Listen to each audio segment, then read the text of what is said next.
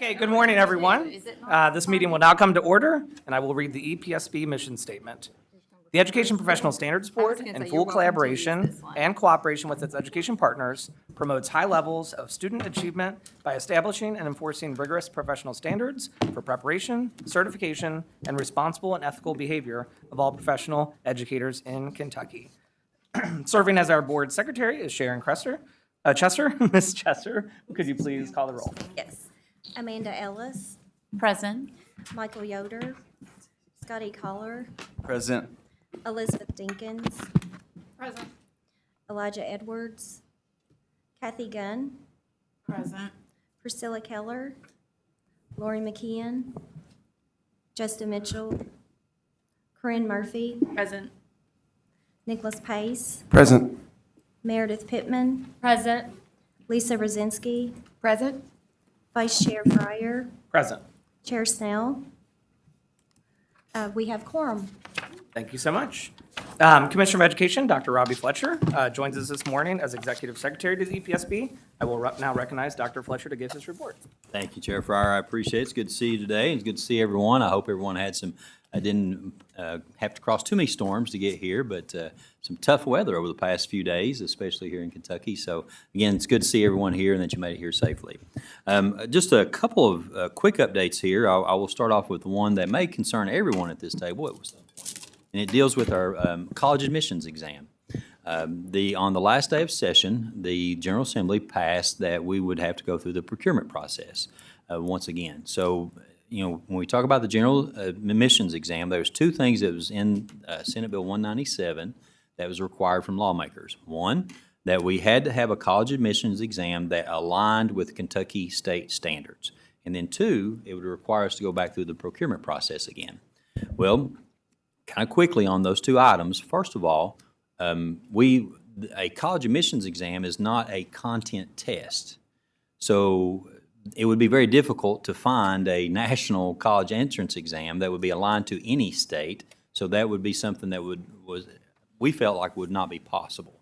And then two, to go through the procurement process. And as a reminder, we just went through the procurement process 2 years ago, and that is overseen by the Finance Cabinet. So we went through all the T's being crossed and I's dotted and went through the procurement process.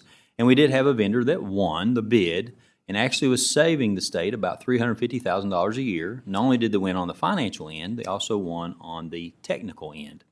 Well, the governor did veto one part of that, and that was the part that dealt with the requiring it to align with Kentucky standards. But it did require that we go through the procurement process once again. We are, so once we go through this procurement process, we've already started that. We've actually gone through and amended the original RFP. We've had some input. We pulled in some other partners to look at the RFP and recommend some changes. I think we have about 9 amendments to that original RFP to have it go back through. It has been posted. We do have people that are bidding. We've been asked questions, and of course those are anonymous. And of course the Finance Cabinet is overseeing that once again.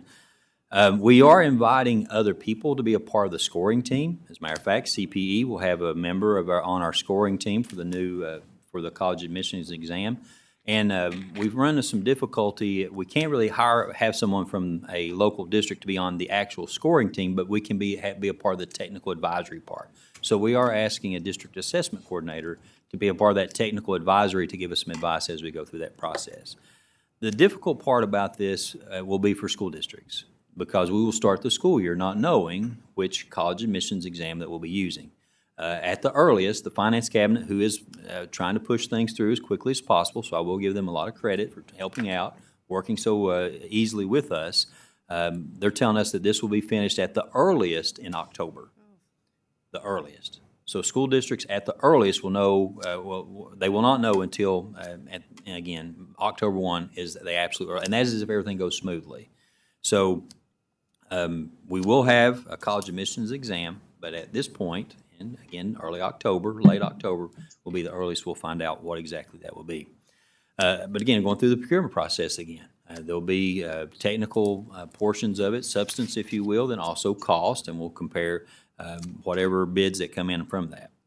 Also, with that being said, I shared a lot in my last update that I did with EPSB. I shared a lot about House Bill 257. I won't go through that again, but I do want you to know that we have our guidance on all bills related to public education that's on our website. So if you want to look at that guidance, and we've sent that out several times to school districts, and we'll do it again before the school system comes for the start of school comes around.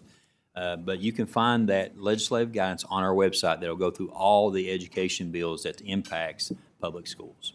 So I'll stop there. Are there any questions for me before we move on to other reports?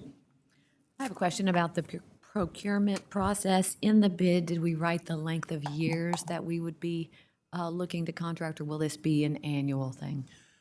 I don't remember the actual portion of that. I do know that the last one was for 4 years, and it could be renewed up to 9 years. So the last RFP, which I assume would be very similar, if not the same, would be for 4 years and then be renewed once. It could be renewed up to 9 years. That was the last bid. Thank you. You're welcome. Other questions? If not, I will turn it over to, I think we have our vice chair, and Chair Robinson will talk about the collaborative that we did, the KBE EPSB Research Practice Collaborative recommendations. Sounds great. Dr. Robinson, are you okay to do your update after that for the KBE? I think, I'm sorry, the Kentucky Board of Education update was first on the list, so Either way is fine. if either which works Yeah. for the two of you. I did. Okay, well, great. Well, let me just bring in some additional issues that we discussed during our June 3rd and 4th meeting.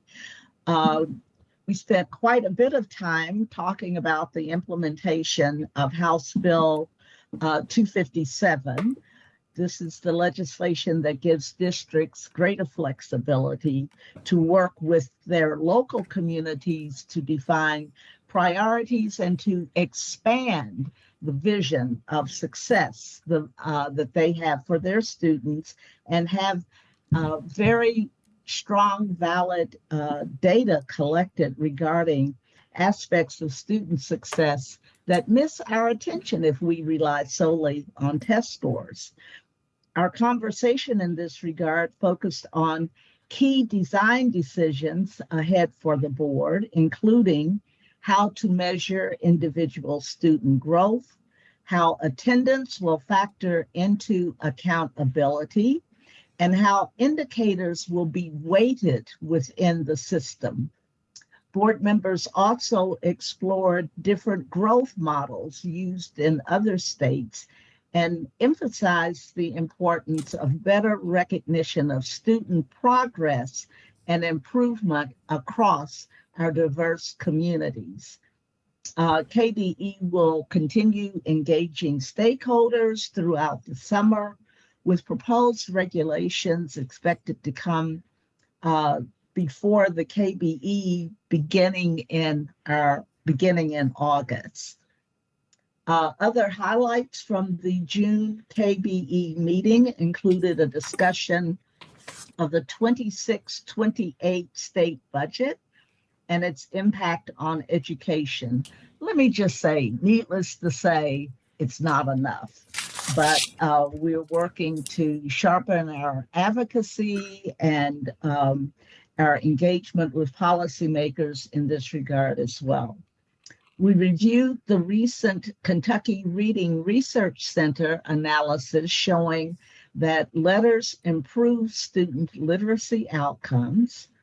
We also had an update on progress toward objectives outlined in KDE's 2022 competitive grant for state assessments and district use of KDE's local accountability design guide and toolkit, and how districts are defining and demonstrating student success. In other actions, the board affirmed the commissioner's procurement process, including delegation of contract development for the college admissions exam under KRS 158-6453. The KBE also approved sharing the Kentucky High School Transformation Work Group recommendations with our Kentucky United We Learn Council for continued research and development. We approved an agency amendment to 702 KAR 5130 concerning vehicles designed to carry 9 passengers or fewer. We approved an amendment to 701 KAR 5090 concerning teacher disciplinary hearings, and approved an amendment to 701 KAR 5170 on waiver request following the 2026 legislation related to the process for districts seeking waivers from the KBE under KRS 156161. During this meeting, the KBE awarded the 2026 Karam Award for Excellence pardon me, in Education Policy to the late Tom Shelton, a longtime education advocate and former Davies and Fayette superintendent. The KBE will meet August 5 and 6 at the Kentucky School for the Blind for our annual retreat. Vice Chair Fryer, that concludes my report. I'm happy to answer any questions prior to getting into the report on the KBE EPSB Research Practice Collaborative recommendations. Thank you so much, Dr. Robinson, for the update. I wanted to add one other detail as it relates to the House Bill 257. Again, we spent a lot of time at the Kentucky Board of Education talking about next steps, things of that nature, but the Office of Assessment and Accountability also is meeting with various advisory councils on what exactly does the new growth model look like. For example, we've talked about comparing percentiles versus a chart growth, whereas, looking at did a student move from a proficient to distinguished, or a student move from apprentice high to proficient, things of that nature. So how that gets implemented is not something that we're just trying to decide here at the department. We are reaching out to everything from our teacher advisory council or principal advisory councils, our other groups that are trying to get that information. So I know the last I saw, there was about at least six or seven different meetings where we're trying to get information from different groups. We also have a technical advisory council talking about how that looks when you look at numbers, when you implement that into an overall system. So again, we are gathering a lot of input. The growth model will be implemented with the next state assessment. This current state assessment that we just completed is not impacted. We still have the same system that we had for the past few years. But the growth model, how we implement that, we're getting a lot of advice and a lot of information from various advisory councils as we move forward. Just wanted to kind of add that to that. So again, I'll turn it back over to anybody have any questions for our chair. Any KBE-related questions from any members? Okay, Dr. Robinson, thanks for that report. We'll move into our presentation on the EPSB KBE Research Practice Collaborative. And I know that Dr. Robinson, you and our chair, Amber Snell, did a great job with his presentation at your last KBE meeting, which people can, of course, watch. I'll play second fiddle to that great performance Amber had. But we'll be brief here because we do have a full agenda today. Before we share anything, I'm going to talk a little bit about Recommendation 1, and Chair Robinson is going to talk about Recommendation 2. I do want to make sure on the record that I just, again, thank everyone who was involved with this. First, Chair Robinson, I remember it was, over a year ago, you and Dr. Young and Amber and I met and kind of thought about ways that our two boards could work together. I know both boards feel strongly about this, but I know definitely on the EPSB side of things, we really care about the work we do, and we know that work is really important in our domain and the independence of our board, but we definitely, between the awesome work that KBE does, have some joint area of concern, and one definitely being the development and recruitment and advancement of our educators. So it was really perfect to get our DIRD team, our Division of Educator Recruitment and Development, involved in this. It's a huge undertaking, so big shout out to the DIRD team for all the work they did in data collection and research and getting all the meetings, but also a huge shout out to our members who are already busy, meeting every 3 weeks, the KVE members who served, and then various stakeholders because they gave a lot of their time to make these recommendations happen. So without further ado, the first recommendation from this venture was to develop a continuum of growth and support for educators from pre-service all the way to retirement. And we would do this by establishing a structured statewide system that supports educators at every career stage by integrating mentoring, professional learning, coaching, communities of practice, and teacher leadership, allowing educators to grow, lead, and remain connected to the classroom. So on the next slide, and of course everyone can read, you'll see a number of possible next steps based on that first recommendation. But I think I'll kind of hit a note that Chair Snell and I tend to really rally behind, is that this idea of some of our most capable leaders, right? There's always this, I think, pressure to like, okay, what's your next step? Are you going to go into admin or what are you going to do? And while we need a lot of really fantastic educators to do that, and that's actually going to lead into Dr. Robinson's recommendation next, we also have a lot of great teachers who we want to stay in the classroom and lead from the classroom. No one is just a teacher, right? We can have some of our best statewide leaders in the classroom. So you'll see as you look through these possible next steps, I think there's a lot of support of that idea. How do we, obviously I have to say for Dr. Mitchell, who's not here, right, his rallying cry over all of his years of chair of bringing back KTIP or some kind of system, right? So obviously I think we always kind of have first and foremost in our mind, how do we support our new teachers? And obviously that needs to continue to be a priority, but also how do we really develop and support and uplift our mid-career teachers and our late career teachers, right? It's not like it stops after you finish that initial thing.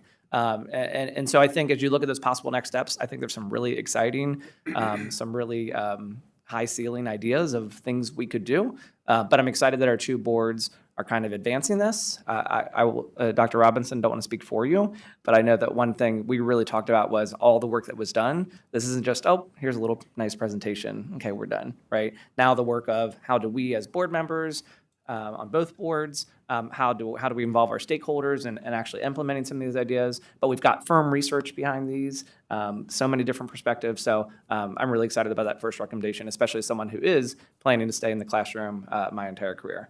So that's it for recommendation 1, and I'll turn it over to you, Dr. Robinson. I certainly echo Vice Chair Fryer's comments regarding the significance of this enterprise. We were very targeted in our focus on retention and looked at the research very closely regarding clues. Where are the opportunities for intervention? And recommendation 2 focuses on another important target for intervention by way of providing more support to get where we need to be. The principal engagement is an important area of focus in this regard. And we want to provide focus and support to support all of our principals. So the recommendation is to develop a continuum of that support and to note the growth of school leaders, strengthening their capacity for talent management, working conditions, and instructional leadership. The possible next steps include items you see here, but we want to really continue our work to understand how together we can have more effective advocacy for the things that really work with respect to the mentoring and coaching of principals, with the alignment of preparation, evaluation, and professional learning, and actually focus in some intentional way on areas of culture and teacher well-being and supporting high-quality instructional practices. So as the KBE discussed these 2 recommendations, there's a strong consensus that we find ways to continue our collaborative effort with the EPSB so that as we advocate for the policy changes, the programmatic changes, and the financial support, that we do so in a way that brings both of our shoulders squarely to this issue of teacher retention, and we see some effective outcomes. It's been a pleasure, and I look forward to our continued work in this area. And we do as well, Chair Robinson. Thank you so much.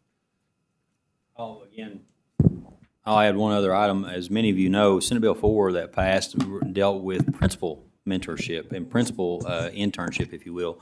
KDE is working through, I just approved a process that we'll go through that will pull in different K groups throughout the fall semester to talk about what exactly should principals know now. What is the most common things that are going on within our Commonwealth that people may not be going through a training program may be a little bit different. For example, local accountability. That was something that passed with 257, or local indicators of quality. I think that's something we need to train our principals on. Well, those are things that we need to look at. So we'll pull in different K groups. We have an outside facilitator that we're going to look at trying to hire to facilitate all these meetings, and then go through some mock trainings in the spring, and then have this new training model in place for 2027. So again, we have to have this new training model in place by July 1 of 2027, and we're looking. I think this is a great process. I want to thank Dr. Kelly Foster and others here. I thank Dr. Brewer, Chief Academic Officer Marinelli, also others on the team have put together this proposal of how we can work to develop this item. Sorry about that.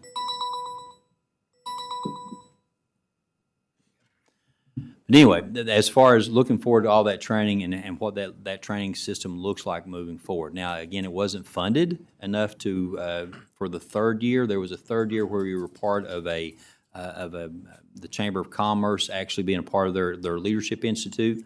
There wasn't enough funding to handle that, but again, we'll come to another biennium before that training is available for the cohort, the very first cohort to be in the third year.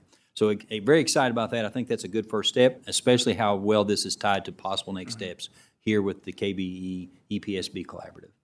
Now, with that being said, are there any questions as we move forward? Or anything that anyone who was involved in any of these meetings Sure. wanted to add or highlight? So what are the next steps? So I think the recommendations and the proposed next steps are good, and there are a lot of them. So what do you all see, or what have you discussed as where do you go from here on prioritizing, or I guess collectively? What does that look like? I mean, I'll say a quick note, and then Chair Robinson, feel free to jump in. I think in general, right, as each board forms their updated legislative priorities, this is now going to be a guiding set of recommendations to really center some emphasis. So that's one thing. Speaking of, I'm just going to share this in the board report, but Chair Snell and I have been doing, I think, some pretty aggressive work and lots of legislator meetings that have been really productive, really positive. As we've kind of gotten the back end of this process, they'll give us some more like materials and things that we can really highlight in those one-on-one meetings. Chair Robinson, I got a couple other ideas, but do you want to jump in on how do we take this more than just a nice presentation at the end and something that's actually going to have some action to it, teeth to it? Well, I believe that we are the board intends for us to continue drilling down on where are our strategic opportunities and have that inform the staff work. We had incredible staff work from the department supporting both boards in having a really productive conversation about where are our opportunities. So we will continue to be advised by that strategic guidance and have all of this inform, first of all, our advocacy efforts. I mean, I feel that we have an amazing opportunity to make a case for this financial support necessary to drill down on some of these areas, make credentialing of our professional development outcomes intentional, and have that inform staffing decisions that are made at the local school level on behalf of strengthening the whole talent pool at a given school by utilizing the skills that teachers have that are documented by a more specific credentialing system of what teachers know and are able to do and where their passions are as an inducement for staying in the profession. So we're looking at this talent management concept as a system that is used by schools to help staff by being aware of the skills that exist and being aware of your skill needs that may exist and making matches based on that understanding. So I think we have some important ideas here that really depend on very highly productive professional development for teachers and principals and intentional utilization of this capacity to improve student outcomes. And so I think that's kind of conceptually where we are. And I think our board will be discussing this further at our August retreat meeting as we plan our policy agenda. And I hope EPSB will consider this a time that an issue that's worthy of their continued support, your continued support and involvement. Sorry for the interruption there, Dr. Robinson. Just to piggyback, I think, on those comments too, I think when Dr. Brewer kind of first showed that Venn diagram where, two boards' priorities and here's where there's some overlap, I think when we even had this idea of how could our two boards work together on some positive things that really would make an impact, I think it felt a little at first like, well, where does that really, where is that space? Here's the bullet points in the Venn diagram, but what are the things we actually want to tackle? So for me, I see this past year process from that first our two boards kind of meeting and then setting up this research collaborative. Now that we have two solid recommendations, so now the work begins on those two recommendations. Before it was like, where do we even go with this idea of the two boards working together? And now we have a vision. So it's not that here's the end, here's the presentation. It's now we can drill into these two recommendations, each board, both individually and of course still together, because we do hope to continue collaboration between two boards in the space. But great question, Dr. Ellis. I know that Amber and I had many conversations with the DIRD team about okay, this is great, but what is next? So please keep us on that. Don't let this be empty words, right? Let's make sure we're all as a board respecting the time and energy that went into this to actually do something meaningful with it. Thank you.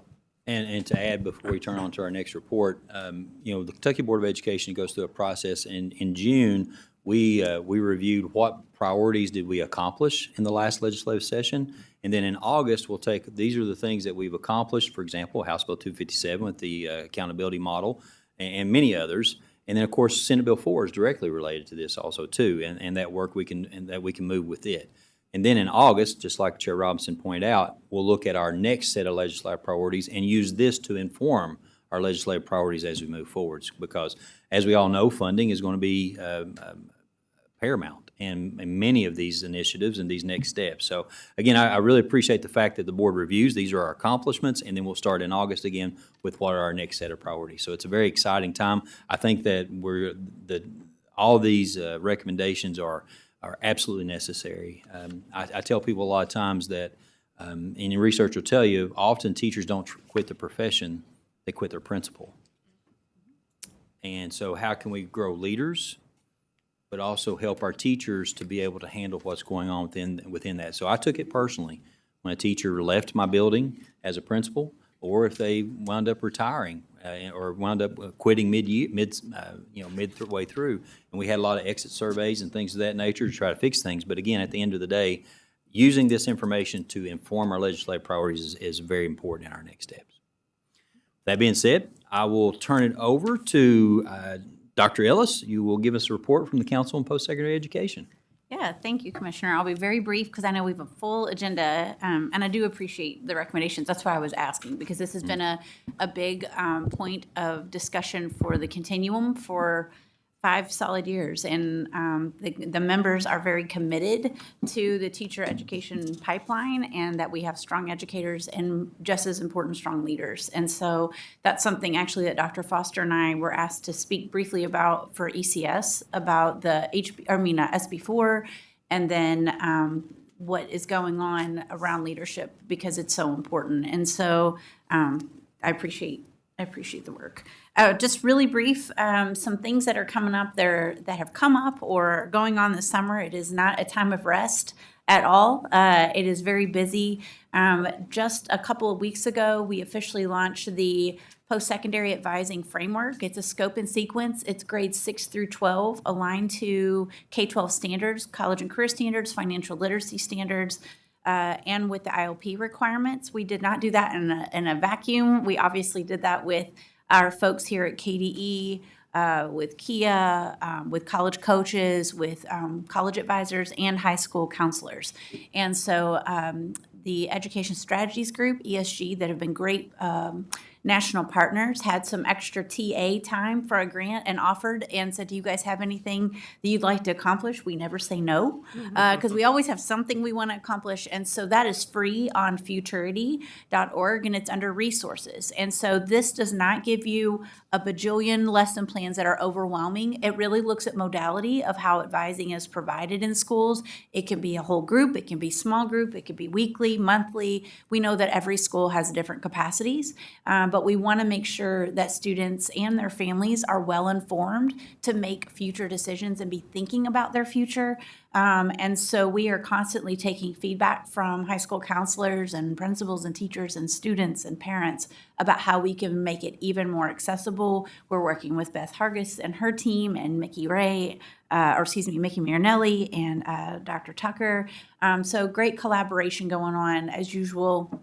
But that is launched. We've gotten a lot of hits on that, a lot of school districts interested, and we're working with some solutions around the IOP based on the feedback from districts in partnership with folks here. And so it's going very well. I hope you check that out. Give us feedback, but it is a great layout from 6th grade through 12th that helps K-12 meet their expectations, but are aligned to what workforce and higher ed are also sharing. So I think it's been a great partnership. The other piece that we're working on is, as you all know, and the Commissioner, I think, mentioned last meeting, or one of the last meetings, we meet a lot, is House Bill 307, which is the proactive admissions bill. It's my Kentucky Future bill, I think, is what it ended up being named. And so great team here at KDE. This is how it's going to happen. We are meeting this Wednesday just to introduce all the players to the game. And so we have a great team at KDE that will be attending and sharing about the data, FERPA requirements, and how that is handled very carefully with underage students and their families giving permissions. That's a new ballgame with some of the data that are required out of that bill. And then we have our public campuses that all have representation, Kia, KY Stats, and then we just coordinate at CPE to bring those folks together to make sure everybody's on the same page.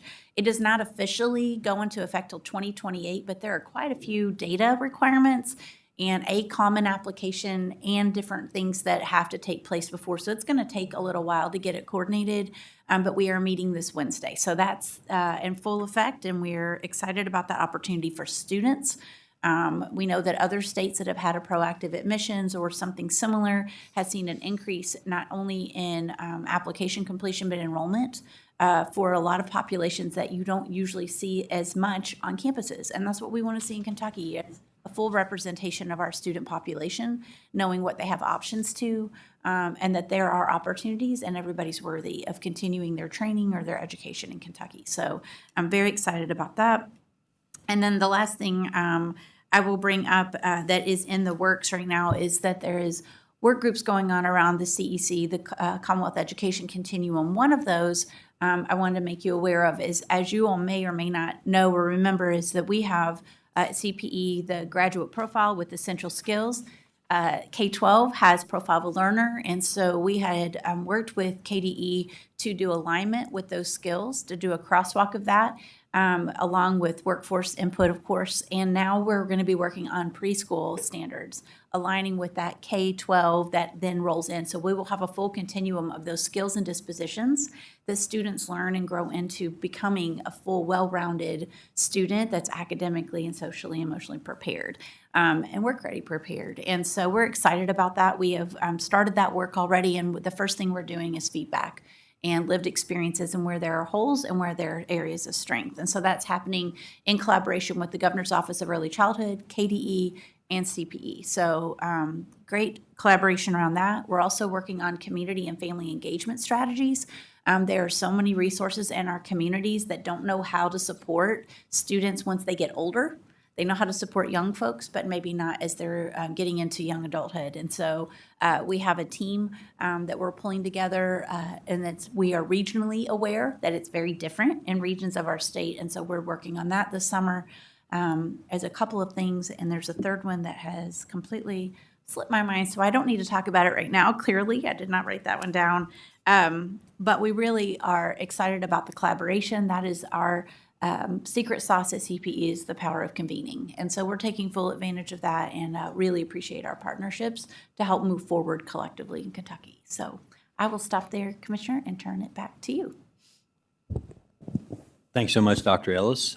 With that, we'll turn it over to Office of Educational Licensure and Effectiveness. Dr. Brewer will be here to give a report from OELE.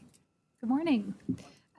For today's report, I am thrilled to be joined by representatives from ICF. They served as third-party evaluator for the literacy efforts at our educator preparation programs, as required by KRS 164306, which was part of the Read to Succeed Act. We do have to have an annual evaluation of our EPP efforts in literacy, with the goal of increasing the success of new teacher candidates and demonstrating reading instruction, knowledge, and skills. So the ICF team has actually had two other presentations based on this report, one with KDE staff and then one with representatives from our EPPs. Deans and chairs were invited to attend that hour-long presentation. So this is a much more condensed version of that presentation that the ICF team will provide today. All right. Thank you. Can everyone hear me okay? Yes. Yes. Great. Well, good morning. My name is Samantha Spinney, and I am the project director for the third-party evaluation. I will be walking through a little bit about the methodology we used, as well as the results of the findings. So to fulfill requirements of the Read to Succeed Act, the Kentucky Department of Education contracted with ICF in the summer of 2024 to conduct a third-party evaluation regarding the degree to which EPPs were delivering early literacy curriculum and instruction aligned to the Act. So our team approached this using a mixed methods evaluation design that included two primary components. The main component was we conducted a program materials review. We will describe that approach in a bit more detail in the next set of slides, but we also conducted a pre-service teacher survey. We asked pre-service teachers to reflect on their experience with the literacy curriculum at their EPP as it relates to the 5 reading pillars, the training they received on student reading assessments, their overall impressions of the literacy coursework, and their perceptions of how the literacy curriculum and fieldwork supported data-driven instruction.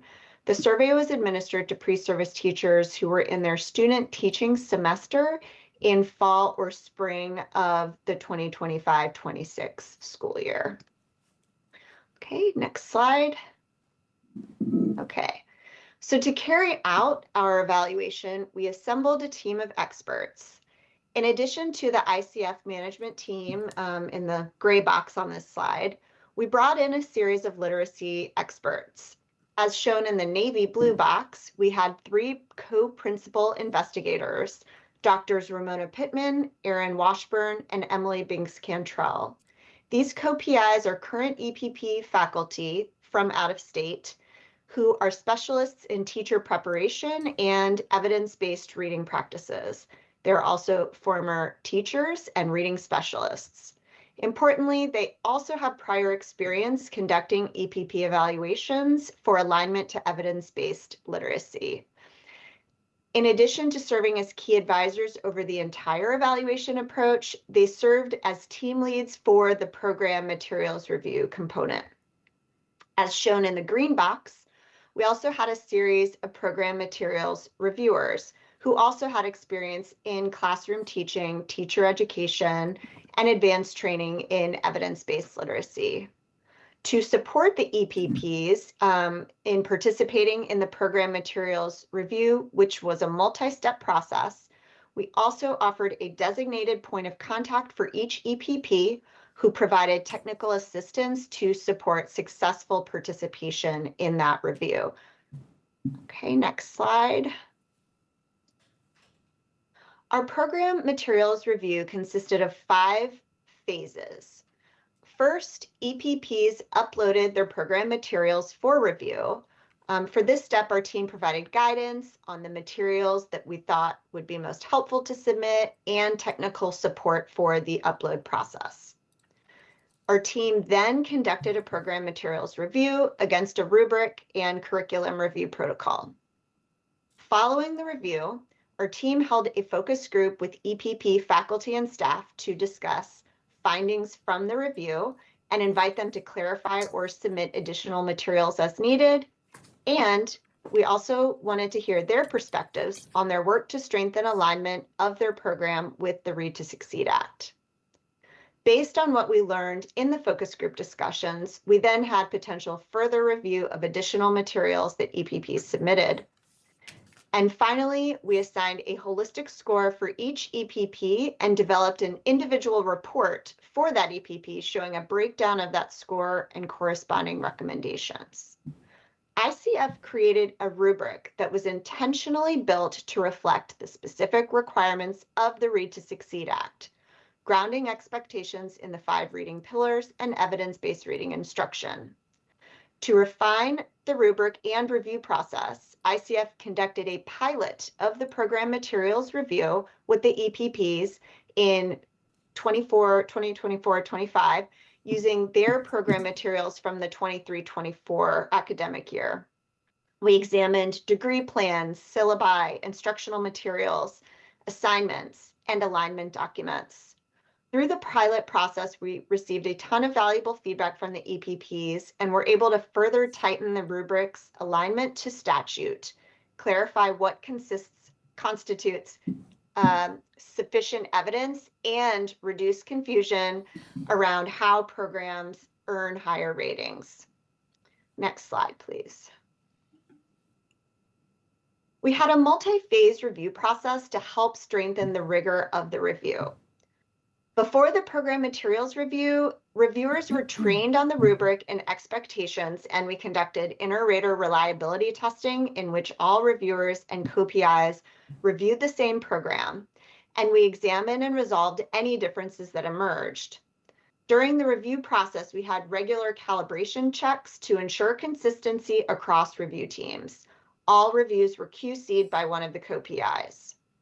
As mentioned on the previous slide, after the review, we held focus groups with EPPs to review the results of that program materials review, gain context for the materials, seek any additional clarification needed about the materials, and determine if there was a need for reviewing additional materials or re-reviewing existing materials.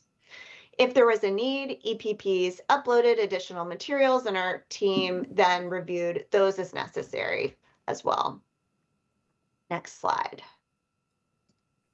Okay, so from the review, each program received a holistic rating, meets expectations, approaches, developing, or does not meet expectations.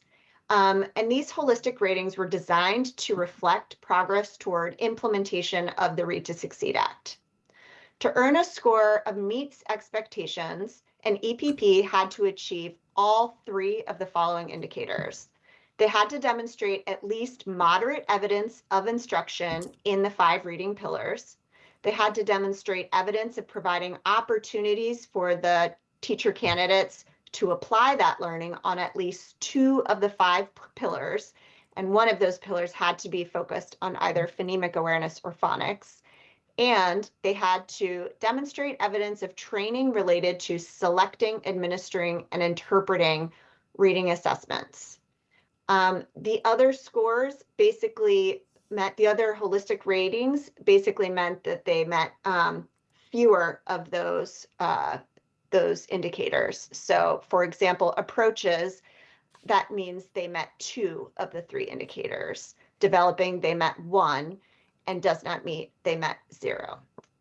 So there are 2 important caveats to share about the ratings and the rubric. First, the ratings are based only on the evidence present in submitted materials. A lower rating does not necessarily mean that the EPP does not do this practice, just that it wasn't observed in the materials reviewed. Second, the rubric is designed to assess a program's compliance with statute, not necessarily the quality of the program. Okay, next slide. Overall, our team reviewed materials from 47 programs across 26 EPPs. Over half were elementary education undergraduate programs. We also reviewed materials from elementary education graduate programs, as well as early childhood, undergrad, and grad programs. In summary, 37 of the 47 programs reviewed received a meets expectations rating. A handful received an approaches or developing rating. And I'm happy to report that none of the programs received a does not meet expectations rating. Okay, next slide. This slide breaks down the results by individual program. We organized the results by elementary education undergraduate and graduate, and then early childhood undergraduate and graduate. Some EPPs with multiple programs received different ratings for their different programs. Okay, just pause here for a moment.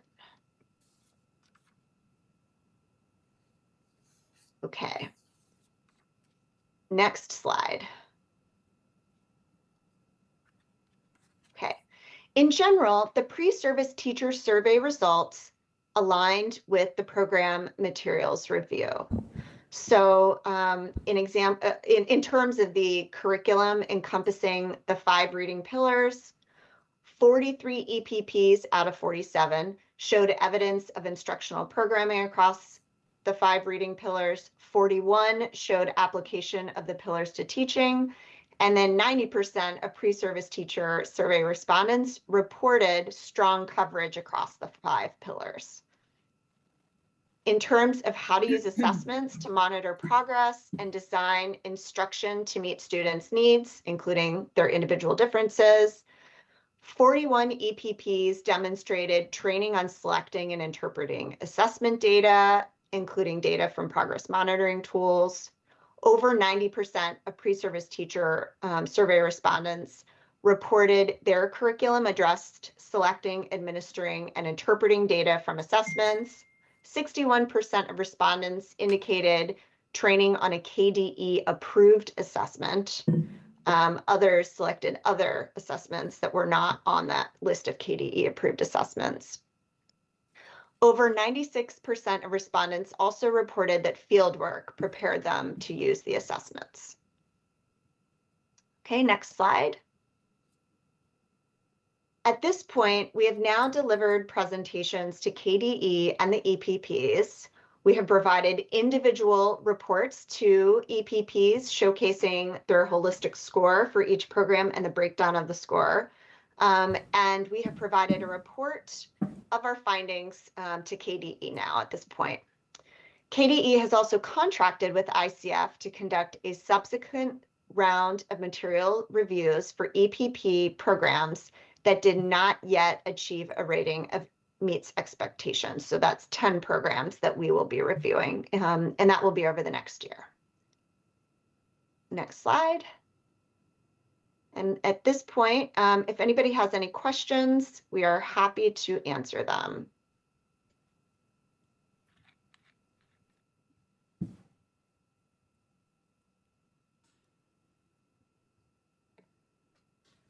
Looks like we might be good.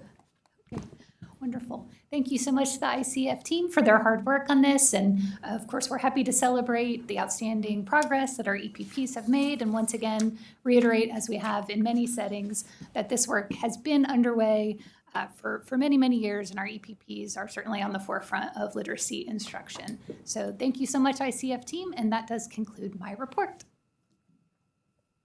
All right, we'd like to thank everyone for being a part of our reports today. Thank you to Dr.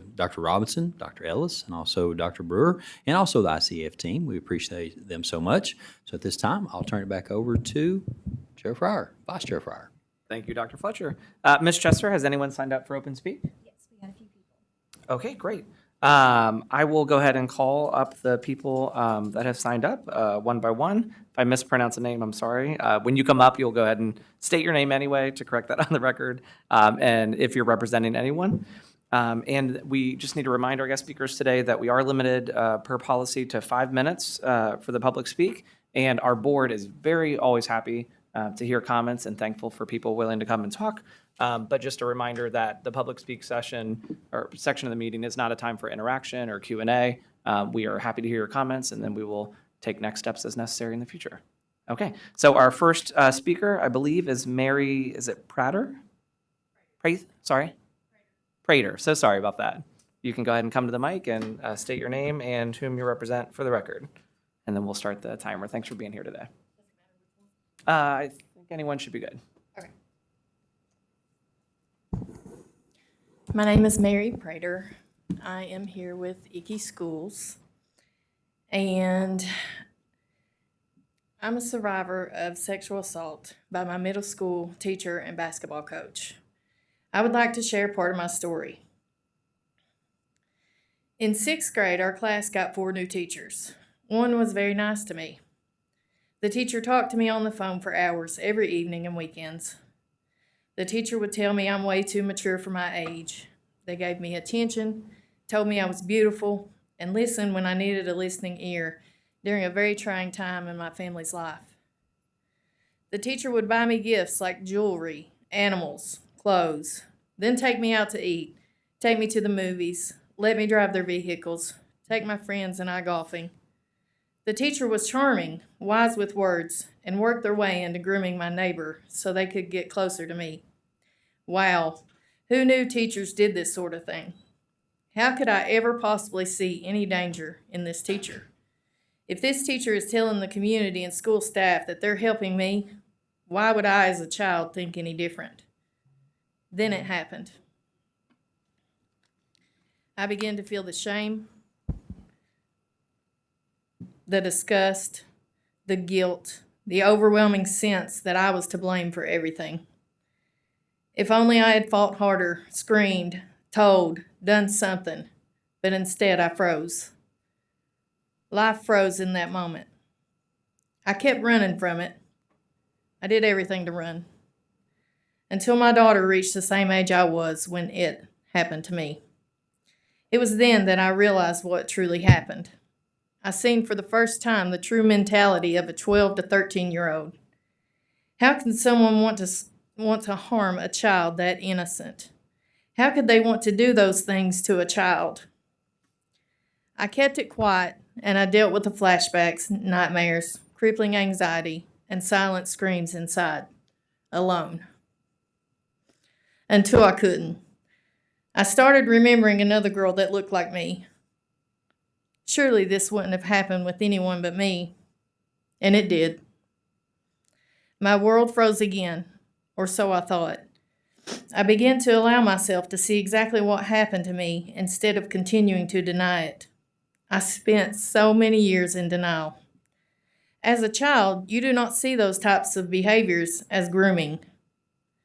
The community and school staff witnessed these behaviors and continued to say that she was helping her.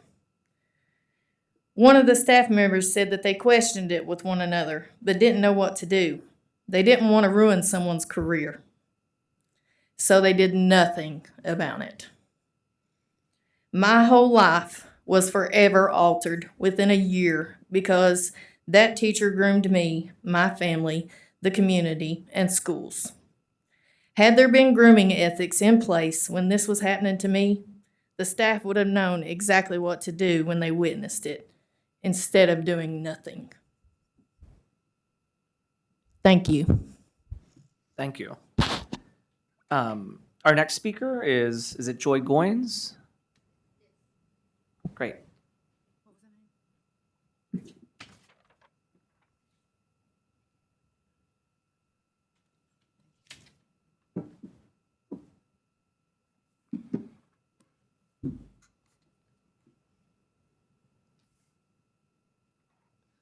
Good morning, and thank you for the opportunity. Joy, could you state your name for the record? Is that okay? Yes, my name is Joy Goins, and I'm also with the ICKY group. Thank you. My name is Joy Goins. I'm the mother of a child who was groomed and eventually sexually abused. I live every day with the guilt that my child was groomed by an educator for over a year, and I never saw the signs. From the outside, my daughter would have not appeared to be an at-risk child. She came from a middle-class family with 2 parents in the home. She was a cheerleader, an athlete, a member of the choir. She attended First Priority, and she had a popular boyfriend. By all appearances, she was a happy and successful teenager. All that changed in an instant when I received an unexpected stage 4 cancer diagnosis. In the year prior to my diagnosis, a particular teacher had shown preferential treatment to as many as 6 female students, including my daughter. Because there were so many girls receiving his attention, the behavior was largely overlooked. I was diagnosed on a Sunday night. By Wednesday afternoon, my daughter had been singled out from that group of 6. All the attention was hers now. She was the teacher's pet. She began receiving special attention in the form of Starbucks coffee, lunches alone with him in his classroom, books, and even a gift certificate for a massage. Meanwhile, I was fighting for my life. I spent nearly a month in the hospital, and when I was discharged, I could barely walk 6 feet, and I was on significant amounts of pain medication. My husband suddenly became responsible for grocery shopping, cooking, laundry, and countless other tasks. Nurses and therapists came in and out of our home on a daily basis. Our daughter was a good child, and she had never given us any reason to worry. We explained that she needed to help out and take on some additional responsibilities. No one was truly focused on her during this time, except her teacher. She confided in him that she was afraid I was going to die. She told him that she was lonely, scared, and overwhelmed. He began pulling her from other classes and meeting with her after school. He isolated her from her friend group and eventually manipulated her into breaking up with her boyfriend. At this point in time, he had still never touched her. Eventually, several adults came forward and told me that they had seen things that made them uncomfortable. However, they knew how critically ill that I was, and they didn't want to burden us. One individual was so concerned that he reported the behavior to the principal, not once, but twice. Yet, no clearly defined ethical boundary had been crossed. The teacher was advised to be careful. However, he remained within the limits of the existing code of ethics. Today, I have come with some of the actual items that were given to my daughter during the grooming process, should anyone want to see them. I respect teachers. Some of my best friends are teachers. Teachers can change our world for the better or for the worst. It is imperative that educators act as good faith adults and maintain appropriate professional boundaries. Children do not perceive grooming behavior the same way that adults do. My daughter discussed some of this behavior with a friend who was her own age. Neither child recognized it as inappropriate, and neither confided in a trusting adult. We need education in our classrooms to instruct our children about safe touch and boundaries. And teachers need yearly training on maintaining professional boundaries, and they need to feel safe when they report boundary violations. A defined code would protect those good teachers and give them some validation when they report. When adults recognize as red flags, my daughter experienced as kindness and attention. She felt special until she didn't. That's how grooming works. I urge you to explicitly define grooming as a violation of the Kentucky Educator Code of Ethics. We should be working to protect Kentucky's children from predatory behavior before a crime is ever committed. By waiting for an actual act of abuse to occur before taking meaningful action, we are doing too little too late. I found out by accident after the sexual abuse had occurred. The last year of my daughter's childhood was stolen. I have a beautiful daughter, but she is unable to attend in-person college classes due to anxiety, and she struggles to hold down a fast food job. 100% of victims of educational sexual abuse show signs of grooming. 100%. Prevention must begin when grooming behaviors are identified, not after a child has already been harmed. Thank you. Thank you. Our next speaker is Laura Wills-Koppelman.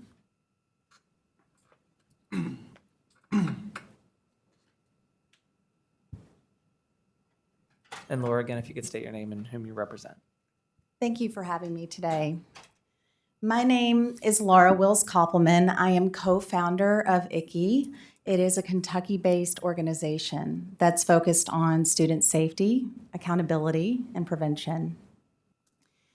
I'd like to begin by having you think about a child you love: a son, daughter, grandchild, a student, a niece, a nephew.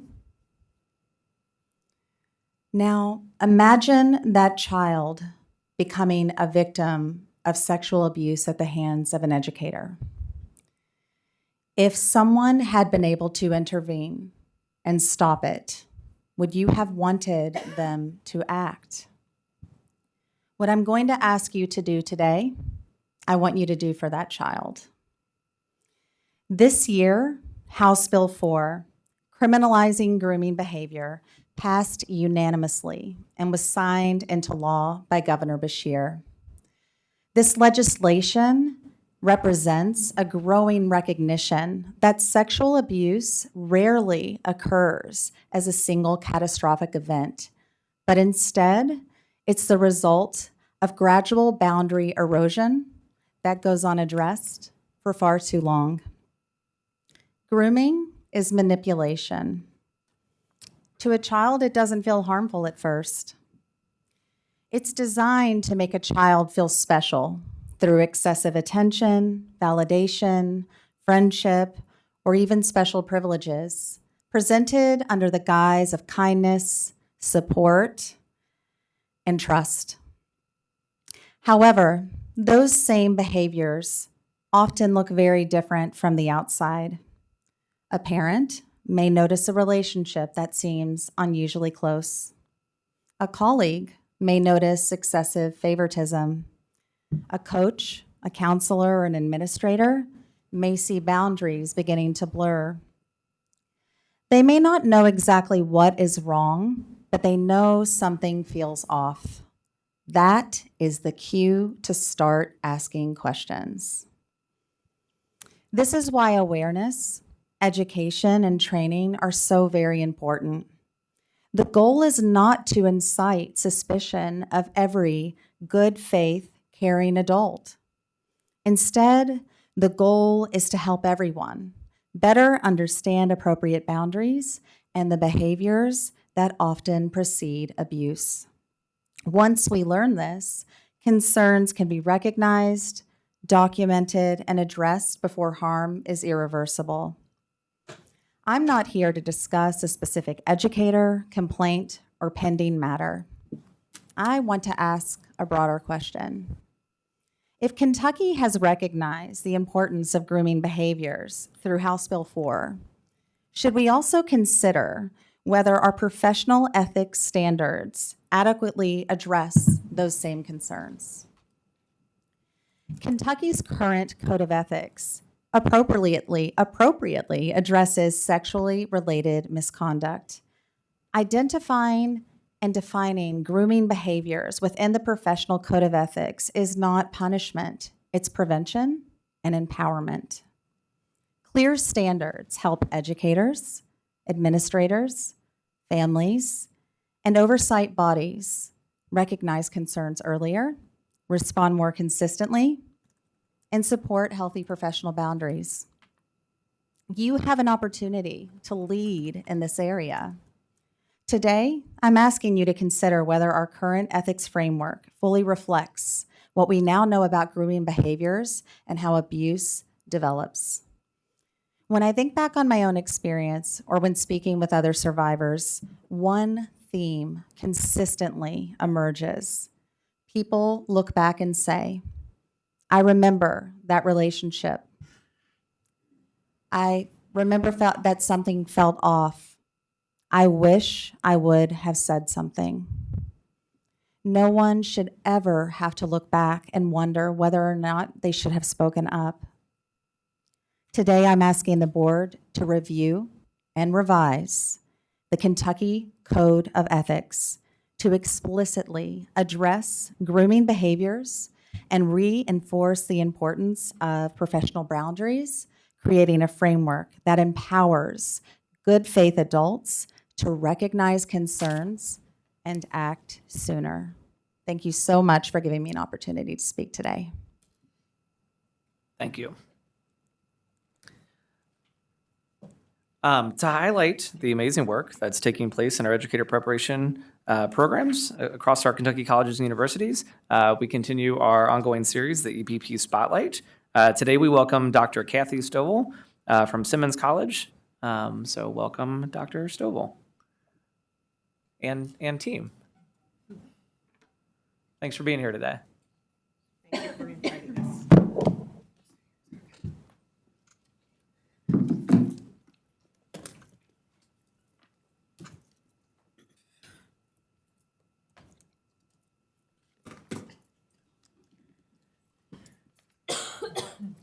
Good morning, everyone.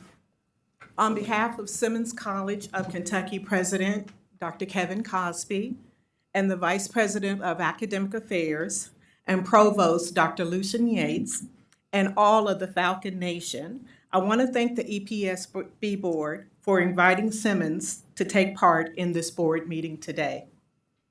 Some of you may or may not know that Simmons is the first historically Black college and university, HBCU, in Kentucky, and the only HBCU in Louisville, Kentucky. In 2029, Simmons will celebrate 150 years of being in existence and being a college committed to quality educators. This year, Simmons is celebrating and reclaiming the status of university. As of February 2026, Simmons College of Kentucky is now William J. Simmons University. At the heart of Simmons is a mission rooted in empowering students, especially those from historically underserved communities, through educators that blend academics, excellence, faith, and social justice. At its heart, Simmons prepares leaders who are committed to transforming their communities through services, equity, and lifelong learning. Today, I have with me Dr. Denise Williams and Ms. Harriet James. They will be introducing themselves a little bit later on and sharing a little bit about what they do and the work at Simmons. Next slide.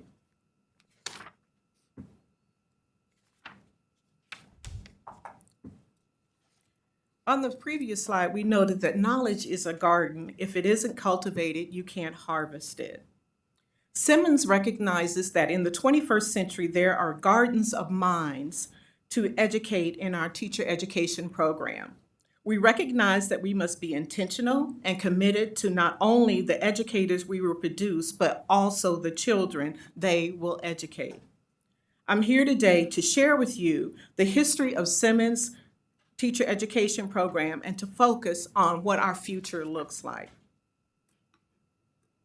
The focus of Simmons Teacher Education Program, known throughout our community as STEP. STEP believes in strong leaders in the classroom and administrators. We believe that teachers should and are change agents for the future, and we actively are working to improve learning experiences by challenging inequities, embracing innovation, and advocating for all students to succeed. And it involves using knowledge, leaders, and compassion to inspire meaningful changes in classrooms, schools, and communities. We are here to shape the future of education and educators. Next slide, please. You have before you a timeline of Simmons Teacher Education Program. And I'd really like for you to just pay attention to the years that are on there.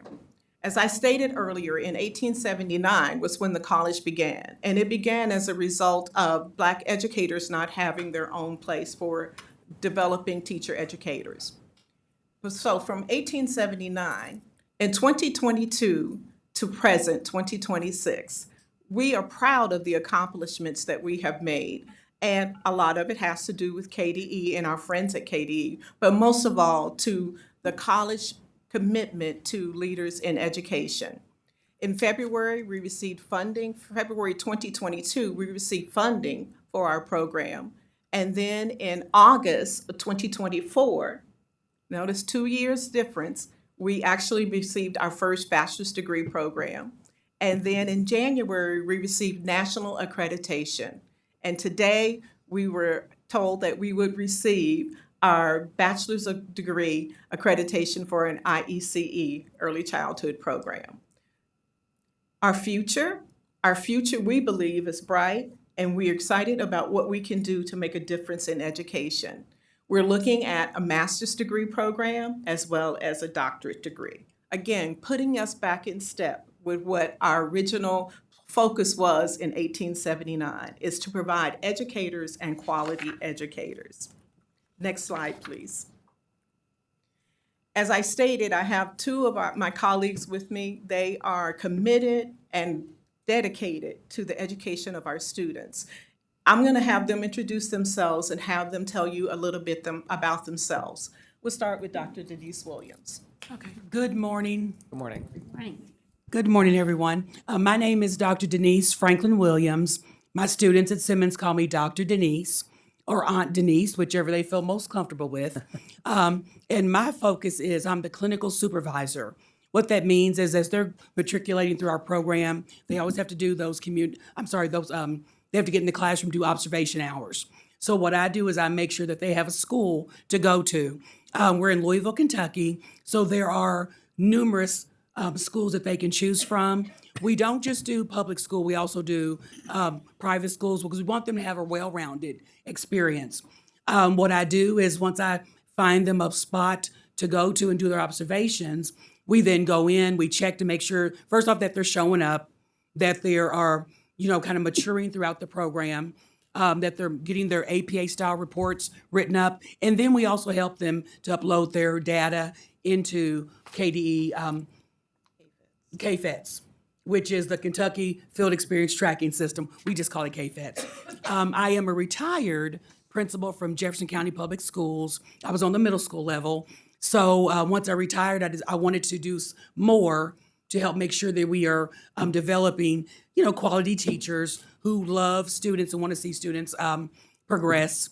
So that's why I wanted to join Simmons College. So I'm just happy to be here. Thank you. Hi.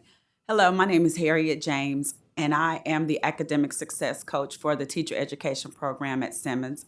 My role here is to assist students when they come in to get them their class schedules, to basically go over their time management. I do that, first of all, is to allow them to see the time that they have, because they do have to complete those clinical hours, and they always say they don't have enough time. So I actually have them write out their schedule so we can do a time management and use that as a tool to show them all the time that they have that's available to complete those hours. So basically, our class sizes are very small and intimate, so we are able to come into the classroom to make sure that they're, one, showing up, and just to be showing them that we are concerned and that we're there to assist them throughout this program. You know, a lot of students want to give up. They say it's too hard, it's too much work, but that's my job, and a part of Dr. Denise's as well, and Dr. Stovall, is to keep them encouraged and motivated to stay on track and letting them know that we are there, and all the tools that they have available to assist them with that. So that's a part of my job, is to make sure that they're good and that they're staying on track with their academics. And if it's something personal as well, we're there to assist. And we call this the HBCU experience. Ms. James did not mention that she did attend an HBCU. I'm a graduate of an HBCU, Alabama A&M University. And this helps me with Simmons and growing this program as well, is be able to give students that and bring that to that feeling to them. As I said, it's small and intimate, our class sizes. And I always felt like when I was attending HBCU was that home, you know, that I felt like I was at home because I could go and, you know, to any one of my professors or any professor and let them know what's going on or what I needed. So that's what we bring, and I bring to the university, the university as well. Next slide, please. In addition to the full-time staff that we have on board, we also have adjuncts, and these are 3 of our adjuncts. One, actually, the first one that you see, Dr. Sakaya Austin. She works out of New Jersey, and she is the only person that does online classes for us. And her class is technology and social media, so you would expect that that would be a great way to learn for our students, and they have just absolutely fallen in love with her. Mr. Leach is our math expert, and he also works in the school district. And he, again, has really developed a relationship with the students, and they have our first group of students. Well, I won't tell that. I'll tell it that later. I'll tell you about our first group of students in the math praxis because we're excited about it. And Dr. Ron Marshall also is with our an adjunct for us, and he works in the school district. And the most exciting thing, and they brought it to my attention, was when he came on board and started working, and he was teaching classroom learning and management. That is the only class that we never had any absences. That's how exciting he was as an educator. No, if they were late, they were making sure they called at least 2 or 3 people. Make sure Dr. Marshall knows. Make sure Dr. Marshall knows that we're coming. We're just late. So that's the makeup that we have when it relates to our students and the importance of them being successful. Next slide. Here are some examples of some of the partnerships that we've developed locally. Of course, with Jefferson County Public Schools, our students are going there for their clinical hours. Virginia Chance School, as Dr. Denise noted, is a private school, and we want them to have a well-rounded experience when it comes to working in a school. And we also are developing a partnership with the University of Louisville, where we're creating a literacy academy, the Westover Literacy Academy, and that's just beginning in the beginning stages, but we will be working with them. These are some of our early childhood centers. We brought them on board before we were approved for our IECE because we recognize the importance of early learning, and those are some of our partnerships that we have. Next slide, please. I'm going to tell you a little bit about our STEP students and who our pre-service candidates are. We are now in our 3rd cohort. We began in 2024, and we'll have our 3rd cohort starting this year. And we started off with 3. So that was, 3. And it was great. When we talk about the intimate class size, they know our names, they know what to expect from us, and they know that we're coming. So our 2 of them are still with us, I will say, and they're so excited about graduating in 2028. And those are the 2 students that I'll mention later on in terms of our praxis. our second cohort was 20 students. And of course, I don't know if you remember going to college, and I always knew I wanted to be an educator, but everybody doesn't always know what they want to be. So people, when we started off, there was some like, I don't know if this is for me, especially when they had their Dr. Denise saying, you will do your clinical hours and you will do 200 of them and you will do them on time. So we lost a few, but that was okay because we want them to find out where they need to be and how they're going to get there. Then our third cohort, which is right now, I think we're talking about 30, and that is in the bachelor's for teacher education K through 5 and the IECE, which we just got. They were just holding on. They go, we're going to get this, and so we're excited about that. Next slide, please. This is an overview of what our demographics are when it comes to where our students are from. As you can see, they pretty much are in the Midwest, and some in the North and some in the South. Georgia, Illinois, of course, Kentucky. We have our largest cohorts coming from Kentucky, Michigan, Ohio, and West Virginia. Next slide, please. I really wanted to share with you guys one of the things that, as I was preparing for this presentation, what our students look like in terms of their commitment to their education. So remember in fall 2024, we had 3 students, 2 of them made the dean's list. In the spring of 25, 3 made academic honors. In the fall of 2025, 3 we had presidential honors and academic honors. And this past spring, we had presidential honors, academic honors, and deans. And they themselves are very proud of the success that they had and worked really hard to get where they were. Next slide, please. Another thing about what our students are doing is they started their own chapter of the Kentucky Educators Association Aspiring Educators. I invited them to come to the first state fall conference. And when I invited them to come, I was like, well, there are going to be other chapters there. And they go, well, do we have a chapter? And I'm like, no. Well, can we form a chapter? And a week before we were to go to the conference, they formed a chapter. And we had 20 students be a part of forming that chapter.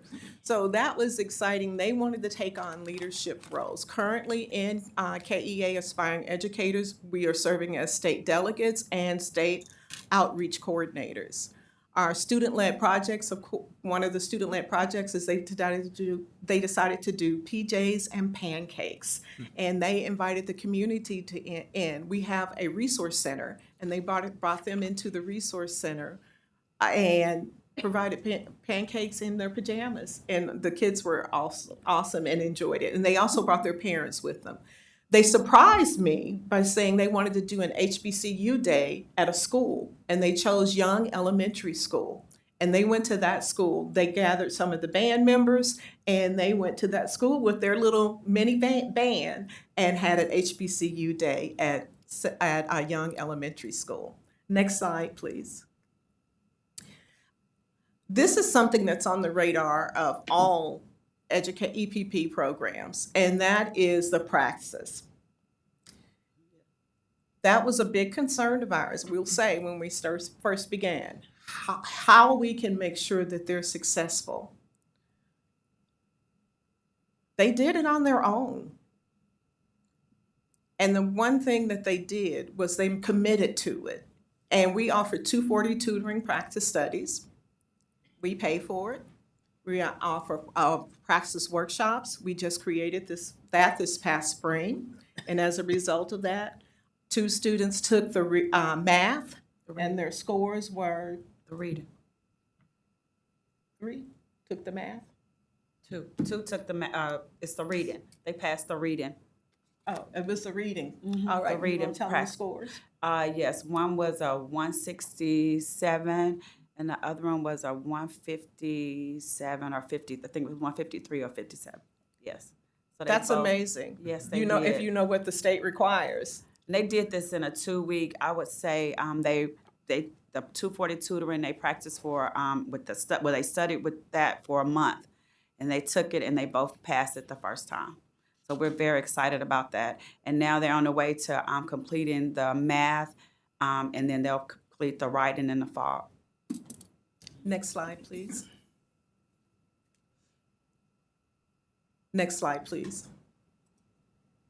When we think about the future of education and the future of Simmons, we are focused on academic success, leadership, and equity-centered teacher preparation programs. In addition to that, growing our curriculum to address the challenging needs of education. And I've heard some of you speak of some of those things today, and those are the things that we are focused on. We want to do our option 9. That will be our next step, followed by creating residency programs and apprenticeship for our students. But most of all, we're also focused on literacy. And some of you may know me and met me, and they know the first words that come out of my mouth is, what are we going to do about literacy? I believe, next slide, please. I believe literacy is the root of educational success. And literacy is the focus of Simmons College of Kentucky because it is the foundation for all learning, empowering students to think critically, communicate effectively, and succeed across every academic discipline and career path. As an institution rooted in equity and social justice, prioritizing literacy also equips students to overcome challenges and to become educators for the future. Next slide, please. I'm going to let these speak for themselves.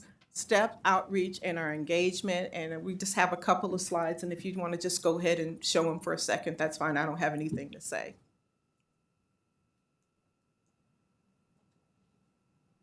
That's our Week of the Young Child. JCPS Child Care Centers were involved in Week of the Young Child. Those are our students.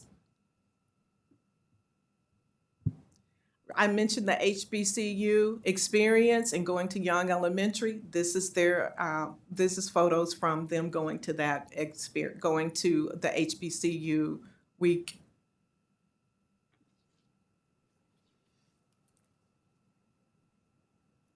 As I stated earlier, we're working in the community and doing different things to let the community know that we support them and that we are present for shaping the community and education in Louisville, Kentucky. Collaboration, as you can read, we have a number of people that we've collaborated with.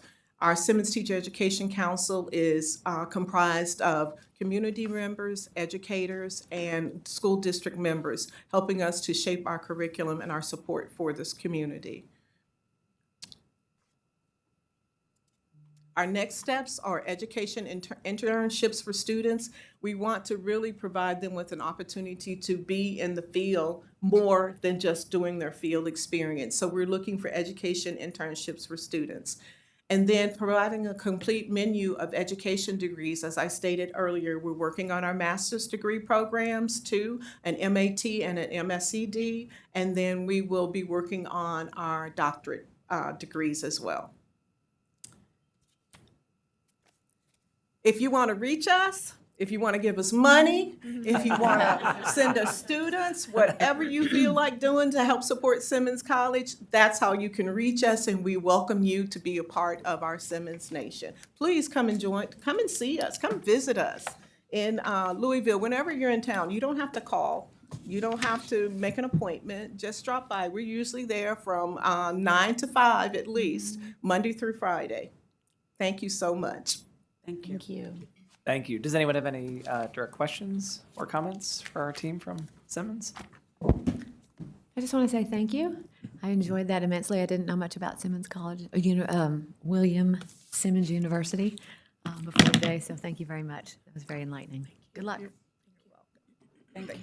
I also had a very low-level knowledge of you all before today, so thank you for sharing. This is my favorite part of our meeting. So many fantastic EPPs in our state, and it's great to highlight the work. And I know Dr. Ellis touched on this in her report, but it is so important that our students have teachers in front of them that look like them and are from their communities. So I think especially the work you all are doing is just so important. So thank you, thank you, thank you. We appreciate it. Thank you. Again, thank you for having us. Thanks for being here today.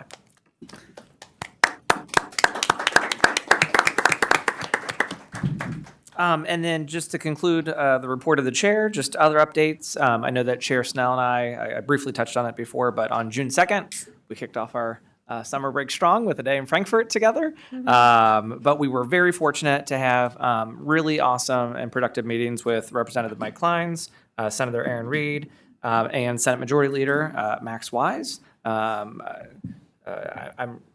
very excited about some of the conversations that ensued that do directly relate the work of our board and some potential partnerships down the road. So really excited about that. General note for all the million people that are listening to this meeting, right? We are happy to continue meeting with all sorts of policymakers on all sides of the aisle. So we look forward to having continued meetings. And I'll save my other thing for the comments from the board. So with that, since we do have a packed agenda, we will move on to our consent items. So our board has consent items in front of them, items A through K, as well as kind of what looks new for us, L1 through L11. Those are waivers that the waiver committee has already reviewed and made a recommendation to approve. Those are all listed on the agenda as consent items. I'm going to go ahead and give members a few moments to look over things.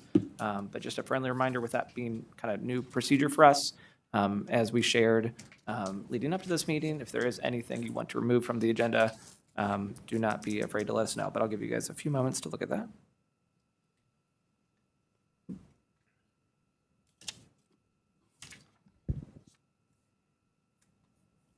Can we ask a clarifying question before Absolutely. we ask for something to be Yes. removed? Okay, so in item G, when I was looking at the supporting documentation for that, I see that the university is requesting approval of the ones outlined in our agenda, but there is supporting documentation referencing early childhood education. And so I just wasn't sure if I read something or.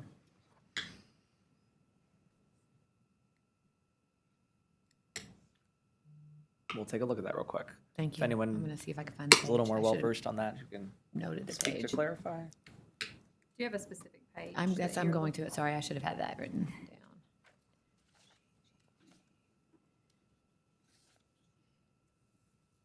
It's consent G, I believe.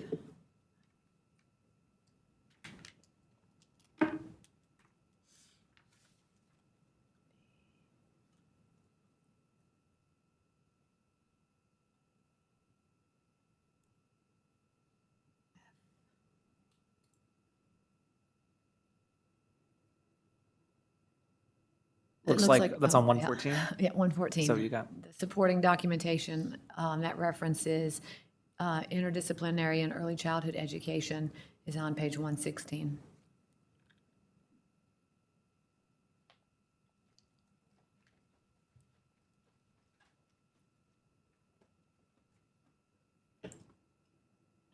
Kim, is Miss Arrington in the room? Melissa? You're welcome. Yeah, you're welcome to come up. Thank you, Dr.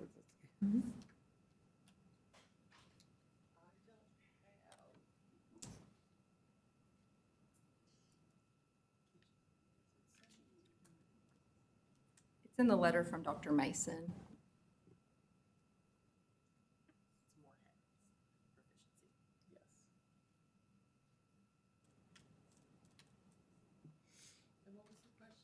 So my question is that the letter dated July 10 of 2025, Morehead State University is requesting to include interdisciplinary and early childhood education, initial undergraduate and initial graduate certification. But the consent item is, should we approve the proficiency evaluation plan for Morehead State University's initial undergraduate business and marketing education, health and physical education, agriculture education, career and technical education, and advanced master's gifted education? I saw none of that documentation. The proficiency evaluation plan is something that has been submitted in the past.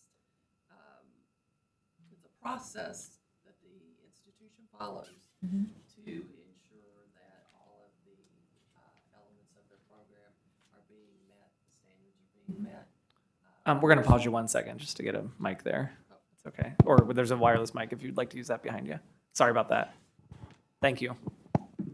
The proficiency plan is something that they submit, and most institutions submit, and then they may update it at some point in time.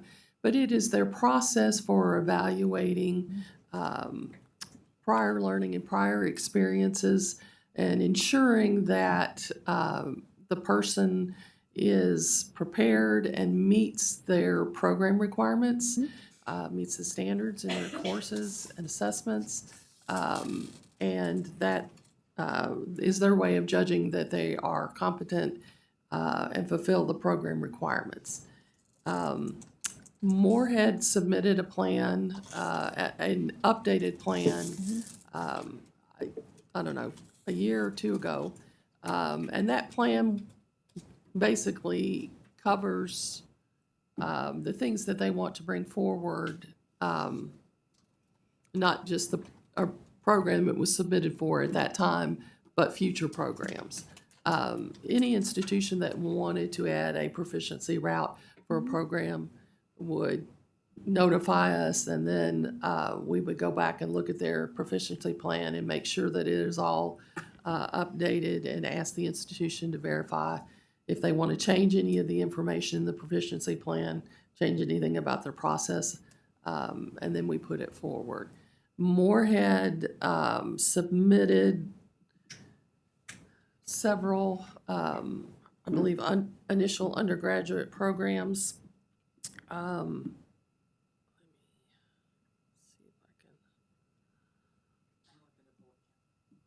Okay.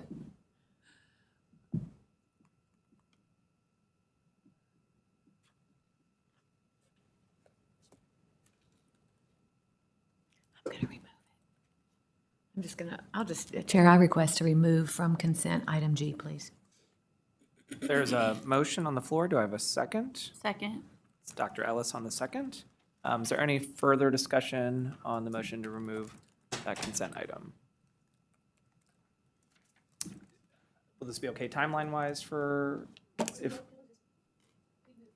It'll become an action. oh, so we'll still take care of it today? Perfect. We'll still take, okay, great. We're Just not make kicking it to the sure- next meeting. Just make sure the motion, when it comes to approve the consent items, Yes, pulls that one out. you got it. Yep. Okay, so we are just Thank moving you. that to an action item to get some Thank you. cleanup Yes, here yes. and time for that. So we'll take a vote on, that's perfect. Perfect, And thank thank you you. for being ready on the fly for us there, and Dr. Brzezinski, nice catch there. CJ, did you just lose quorum? Is Um, quorum 9? Let's double check. We only need 8 now because Is it we have 8? 15 because Oh, of okay, great. Miss Yeah, we have a Mayfield's one-person cushion, resignation. right? Yeah. Yes. Okay, great. Okay, thank Good you. eye, then. I'm Excellent glad eye. no one else used the restroom. Okay. We We're all just need teachers. a We're all hall pass. teachers. We need one hall pass. We're all teachers. Yeah, it's One going to be hall pass. Professor Chip has to go out with you. Okay, so got a little distracted there. The motion on the floor is to remove consent item G.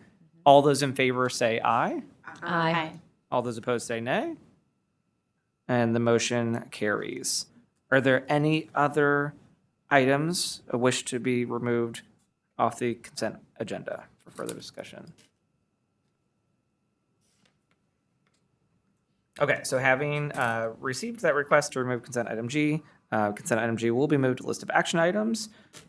Is there a motion to approve all remaining consent items, including the waivers in section L? So moved. Dr. Murphy, second. Dr. Pace, any discussion? All those in favor say aye. Aye. Those opposed say nay. And the motion passes for the consent items.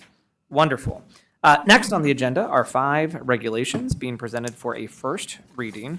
These items are all for information only and discussion only and will not be acted upon by the board at today's meeting. We'll go ahead and start with the presentation of 16 KAR 5020.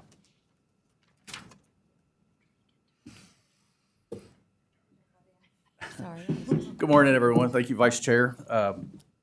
As Vice Chair just shared, the first regulation on the agenda today is 16 KAR 5020, which is our admissions requirements for our ed prep providers.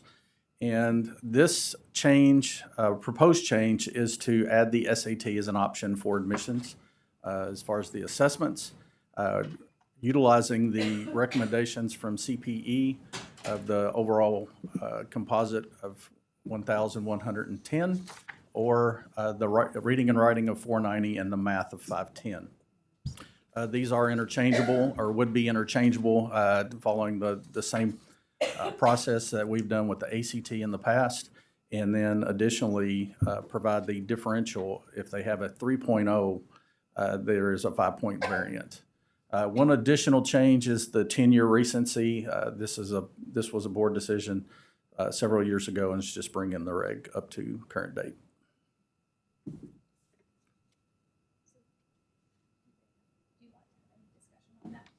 Thank you, Dr. Any Brewer. discussion, questions?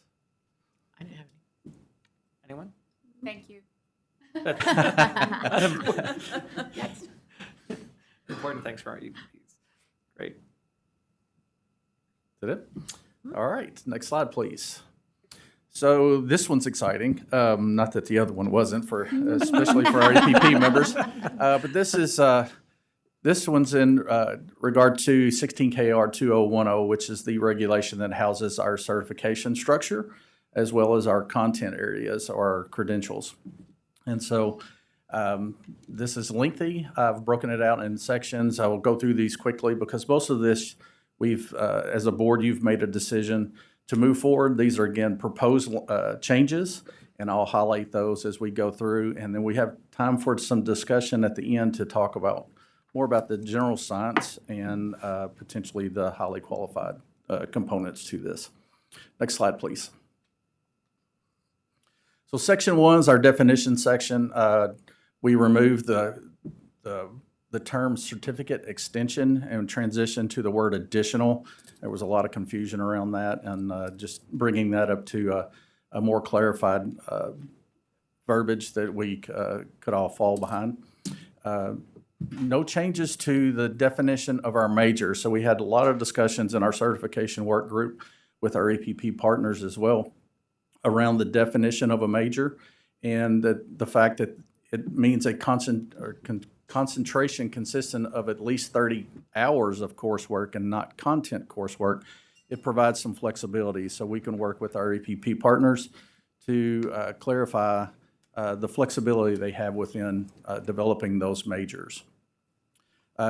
One additional change as far as terms, moving from other school professionals to other licensed school professionals, which includes our school counselors, psychologists, and school social workers. And then throughout the regulation, we've removed the term or the phrase statement of eligibility, since KTIP is now removed from statute and impacts some of our certifications as well. Next slide, please. Section 2 is in regards to our certification type or types. Again, we removed the KTIP references around provisional internships, updated other school professionals, again, with that language, removed additional KTIP language, and then additional certificates and endorsements is we went to a different phrase with that to kind of clarify, again, just some clarifying language. We did add the 5- and 10-year substitute based on our previous statutes. Next slide, please. Section 3 is around issuance. Again, statement of eligibility and KTIP references were removed. We removed written offer of employment per statute from a couple of years ago around the proficiency evaluation, and that falls in line with our other alternative routes in 161048, and with the exception of option 6 and option 7, which requires the job offer for the certificate, not enrollment. We added language around the Interstate Teacher Mobility Compact, and we have issued several certificates to date within, I'd say, close to 30 probably credentials at this point. So things are moving. We did remove some references, again, to KTIP, and then our additional process that we had where we formerly required the rank or the master's in previous years. So there was a different renewal process, and so we updated that as well. Next slide, please. Section 4 is where we get into the grade bands. And so again, we just made the changes per your recommendation, or per your approval, based on the recommendation from the certification work group. The IECE Bertha primary remained the same. And then we moved with elementary. We added sixth grade as a permanent rather than K-5 with the additional caveats of sixth grade. Added the fourth grade, moved down to fourth grade for middle school for 4 through 9. And then secondary made changes to move down to seventh grade. We did add the language around the general science certificate at this time, and then align the certificate and grade bands for those few certificates that are based on 5 through 12. Some of our CTE core certificates, like agriculture and business, allow down to fifth grade. So we followed suit with that and moved them down to fourth grade content only. And then revised language around the middle school 4 through 9 mathematics, per the recommendation of the board, again, to allow middle school teachers, math teachers, to teach Algebra 1 and geometry for all high school grades. Next slide, please. Section 4 was long. And so some specializations, we did remove some language associated with student teaching related to middle school, and that will be addressed in the proposed changes in 504 coming to you later in the meeting. Around endorsements, and this is another topic of discussion when we get to the end, but based on the number of enrollees in school safety or certificates that we've issued in school safety, we're making a recommendation and ending it as a credential. However, it could still be used as an opportunity for a rank change. And so again, due to enrollment, we have one school right now that has an approved program. And so based on that, that's what led to that recommendation. We added the endorsement per the certification work group of adding grades 1 through 3 for our IECE work as well. And then remove the endorsement for LBD since we have no current approved programs due to the requirements around special education. It does not allow for that endorsement any longer. Next slide, please. Section 6 is additional certification. Again, we moved to that phrase additional rather than an extension. So we changed that language. This is the section that houses our highly qualified routes. It expands based on the certification work group conversations, our feedback from our stakeholders and focus groups proposing, and we've had additional conversations with the board as well, expanding the option to include all contents with the exception of IECE, LBD, MSD, hearing impaired, visually impaired, and communications disorders. So this would essentially just open it up. Still would require the same, have the same requirements for adding those credentials as our specialized content areas. Health and PE was one that you had to have health or PE, so it would open it up to be full-time as well. And then those were limited in the past as well for all of those special education requirements. Again, this requires either a number of courses, credit hours based on points, professional development, and experience. Major or minor, this is based on 15 hours. This is the coursework that is required. So 45 points is accrued through 3 points per credit hour, so which equates to 15 hours. So we added that major or minor language in there as well. Remove the awards and achievements for points since we have not practiced that in previous years, and then clarified the requirement for content assessments for 45 points for the required 90 points that candidate must obtain. Next slide, please. Additional secondary sciences, as we've discussed before, this is a way to, a proposed way based on, again, on feedback from the work group and conversations with the board. We wanted a starting point, proposing that we add language related to a process to allow current certified science teachers to add credentials. This would, the proposal includes a specified timeline that if this option is available, it would be limited as a gap fill for the general science. And then once beyond that date, they would have to complete the full highly qualified route. They must hold a professional certificate in one of the secondary sciences of biology, chemistry, physics, or earth space, and then submit proof completing 8 credit hours, equivalent to 2 courses. That's three credit hour course, along with an accompanying lab for each of those. So it equates to 8.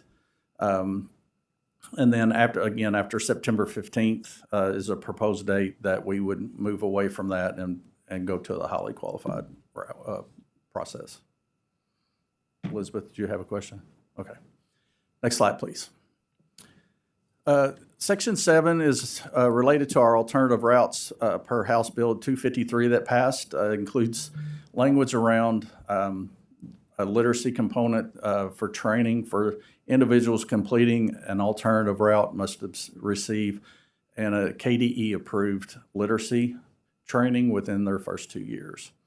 And then Section 9, we just removed the incorporated language since we are addressing highly qualified in Section 6. Those are the proposed changes, and so I want to open it up to discussion around the highly qualified and the science transition period, and get feedback and get a direction to where we go for our second read. I have just a clarifying question about that. Sure. So the 8 hours, so somebody has a certificate in secondary biology right now. Correct. And we want to add the chemistry. Yep. They come to us and they want to add a chemistry. So a transcript analysis that demonstrates 8 hours of chemistry coursework would enable that process. It would be 2 chemistry courses with those labs. That's Yes. what I mean. Yes. Okay, perfect. Yeah, that makes a lot of sense. Okay. Todd, can you go back to the highly qualified slide? Back about, Maybe I think, 3 or 4 of them.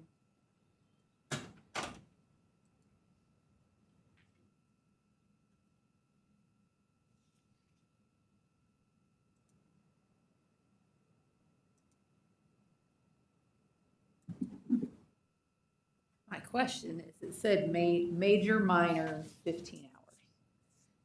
Is it 15 hours, or is it a credentialed major or minor? So the language around highly qualified is coursework. Right. And so it's equivalent to if they had it, and it mentioned, I believe it previously mentioned a major, and so we added minor because of the 15 hours. Okay. And we could add language around the equivalent Okay. of 15 hours. It doesn't have to be a major or minor. Correct. It has to be 15 hours. Yes. Okay. And so keep in mind too, the current process is that those courses are reviewed by one of our approved providers that do an analysis. Yes. Yep. Got it. Okay. So because it's the 15 hours that seems to, that is where the tipping point is, maybe take the word minor out if possible. I mean, I think that. they added it. You added be it, helpful. but understanding that it's the 15 hours, just because I think institutions are going to define minor differently, and even programs within institutions may define minor differently. Add an see what I'm or saying? in there, so major, minor, Or Or- 15 15 hours. hours, yeah. Okay. Yeah, I know what you're saying. Can do.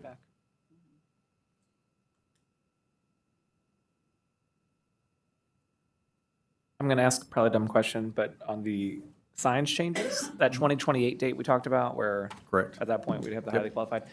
Just help me remember, and if you said this, Todd, and I missed it, I apologize. I got a little distracted with something I was working on.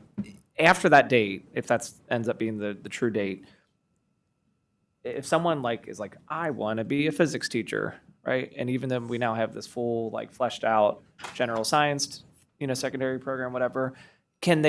Are those off the table to get like a specific thing at that point, or can they still choose that over the specialized science? I know the whole logic is we're trying to increase access, but if for some reason a candidate feels strongly that, no, I don't want to have, like, I just want to have whatever, is that even an option? Or at that point, sorry, tough luck, like that's just not what we have? So general science is an addition.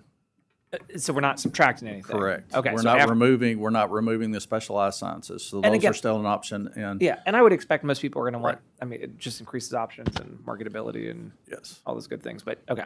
And I think it provides some flexibility for our EPPs to be innovative and I agree. creative and offering dual credentials or multiple that do not meet maybe the general science, but more specialized so that they have opportunity to. Got a physics and a chemistry specific. Yeah, I like that.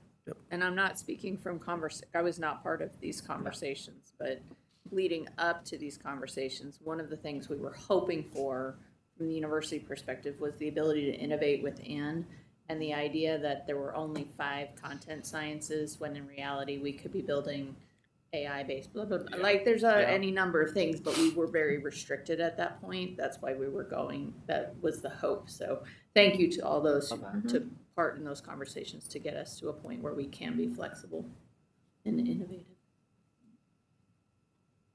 Any other questions? This is super exciting. It's like it's all finally just coming, so I'm pumped. So just a future item, we will want to discuss a transition to a more streamlined credentialing process or certification.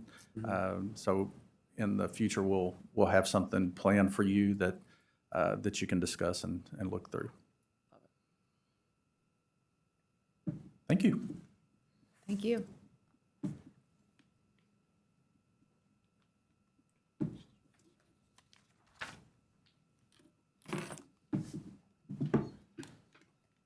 Hello. Hello. Okay, we have several that our Ed Prep branch has been working on. And so the first one we have for your information today is 16 KR 5040. This actually are things that you have pretty much already been doing. So it's just rewriting it so that you don't have to constantly vote on it every year. We would like to suggest that we permit teachers with less than 3 years of experience to serve as cooperating teachers when it, aligns to the EPP in the district. So they'll still use professional discretion when choosing those people. Offer more flexibility and engagement with student populations. So keep the categories, but open that up a little bit more for flexibility. Permit 2 of the 4 teacher observations to be done remotely. And then clarify that dual certification, elementary and special education, requires student teaching in an elementary placement as well as a middle or high school placement, rather than doing 3. So that it was that they had to do an early elementary, a later elementary, and then a middle or secondary. Now we're proposing that they would do 2, 1 in that early elementary setting, 1 in a middle or secondary setting. And then permit the educator preparation provider to allow experience as an emergency certified substitute teacher to count towards the student teaching placement. Are there any questions about that one? I have a question about timing with that, because I'm thinking about what Todd just shared about the expanded middle school 4 through 9 kind of thinking, right? So with the dual certification, elementary ed and special ed, I'm just thinking about the way we're going to force elementary placements maybe a little bit heavily into the primary years, right? Because then we've got to cover the middle or high school years from there. But will these things move forward together timing-wise? Like, do we anticipate the expanded middle school definition? I believe that's with what we're this? trying to do. Okay, that will help facilitate some things. We decided to propose it all at once. So the hope is to have the second read with action in August. Sorry. And if that happens, then they'll be submitted at the same time. Okay. Some delays can occur if comments are received and there needs to be some sort of revision. So typically it's 6 to 9 months from submission to final implementation. So yes, the hope is that they'll all go in at the same time. Any other questions about 5040? Okay. Next we have kind of two that go together. 5010, or sorry, yep, 5010, I'm right. Okay, there we go. And then 5015, which would be a new regulation. So in the first one, what we want to do is we want to split this reg, which has been a giant reg, into the two parts of educator accreditation of educator providers and then the program review. So split those up. For 5010, then the educator preparation providers would seek national accreditation. So we would do away with the state only. All of my institutions that I've worked with are currently signed up with a national accreditor. So there is no one that I anticipate coming up through the state only process. We do have a state only one today because it is, they're finishing that process. And then, but they have already signed on to a national accreditor as well. So really moving that is going to be very helpful to our team because we were down to 5 and finding people to serve on teams and that sort of thing was a challenge. So we do have in this reg a transition plan for the state only, and we have put that in place. You will see later in our meeting that Midway University has a several AFIs that they have submitted evidence to have removed. This process allows EPSB to continue to oversee the AFIs or stipulations that they assessed, but allows them to start to remove them prior to moving to the national accreditor. And so we do have that transition plan in place. All of the current state-only institutions are aware of the plan and how they can move towards that national accreditation. The AAC will remain in effect. So that's the Accreditation Audit Committee will remain in effect throughout this transition period and make the recommendations as they've done for the board the last several years, but then will dissolve and we will use the Program Review Committee for all recommendations to the board for new programs, new EPPs. They'll note the accreditations for you all so you know where they are with their national accreditation, as well as approving their continued program approvals. And then additionally in this reg, we talk about the approved, how you can become an approved accreditor. So just as this board saw AQEP not too long ago, other people can apply, go through the process of requesting to be an accreditor with the board. We also have different things in place within this reg to discuss if an accreditor were to dissolve, what that transition would look like. We tried to address that, as well as if the board had reason to be concerned about an accreditor, you all could take action to ask that accreditor for data and evidence that they're continuing to work within the guidelines that they had originally provided upon their approval. So there are some things in there for the accreditors. And then we've added an annual review requirement for institutions that is strictly based on compliance. So we're just checking that they're meeting regs every year within that annual review compliance. And so they will get an updated guidance document every year. When things change, as we know that things shift sometimes expectation-wise. So we will update that guidance document every year, send that to them. And so we'll make sure that we are monitoring compliance with those things. So that is kind of in a nutshell, 5010. Are there any initial questions about that? Then we can talk about the program review part. The big one here is moving to national accreditation only.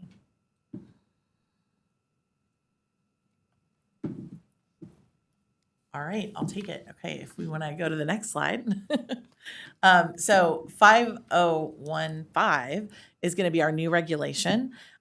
This actually, it pretty much, we just took the language from 5010 and split it into this one. This will talk about the developmental process for new EPPs, which we all know Simmons just recently went through that. And so we are excited to go through that process. New program approvals. So as institutions, either existing institutions or new institutions want to put forward programs, those will also come and fall under this reg, and then continued program approval. So as institutions, 2 years before moving into their accreditation, they will go through a continued program review. We've moved it out from 1 year to 2 to give institutions a little more time to make changes. If there's something identified in our state system, they can make changes before going up before the national accreditor. So that's kind of this new reg.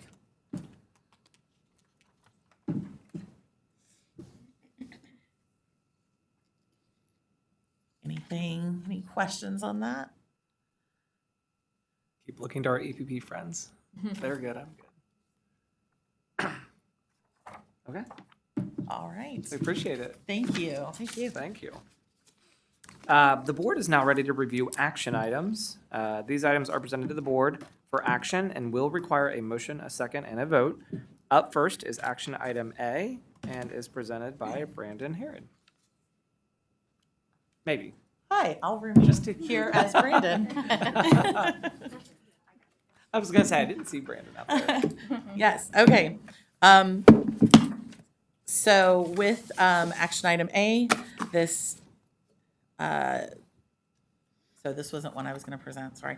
This is to make the SAT an option for admissions. So I know you guys just heard that reg brought forth by Todd, but that would be an opportunity for the EPPs to be able to use SAT beginning essentially now to admit students with SATs. I think that our EPP people would say they have some SAT people ready to be admitted. So that, I believe, is what this one was. Perfect. And Dr. Deeble, sorry to interrupt. We're on page 309 for any of our board members who are trying to follow along since we're on the action items now.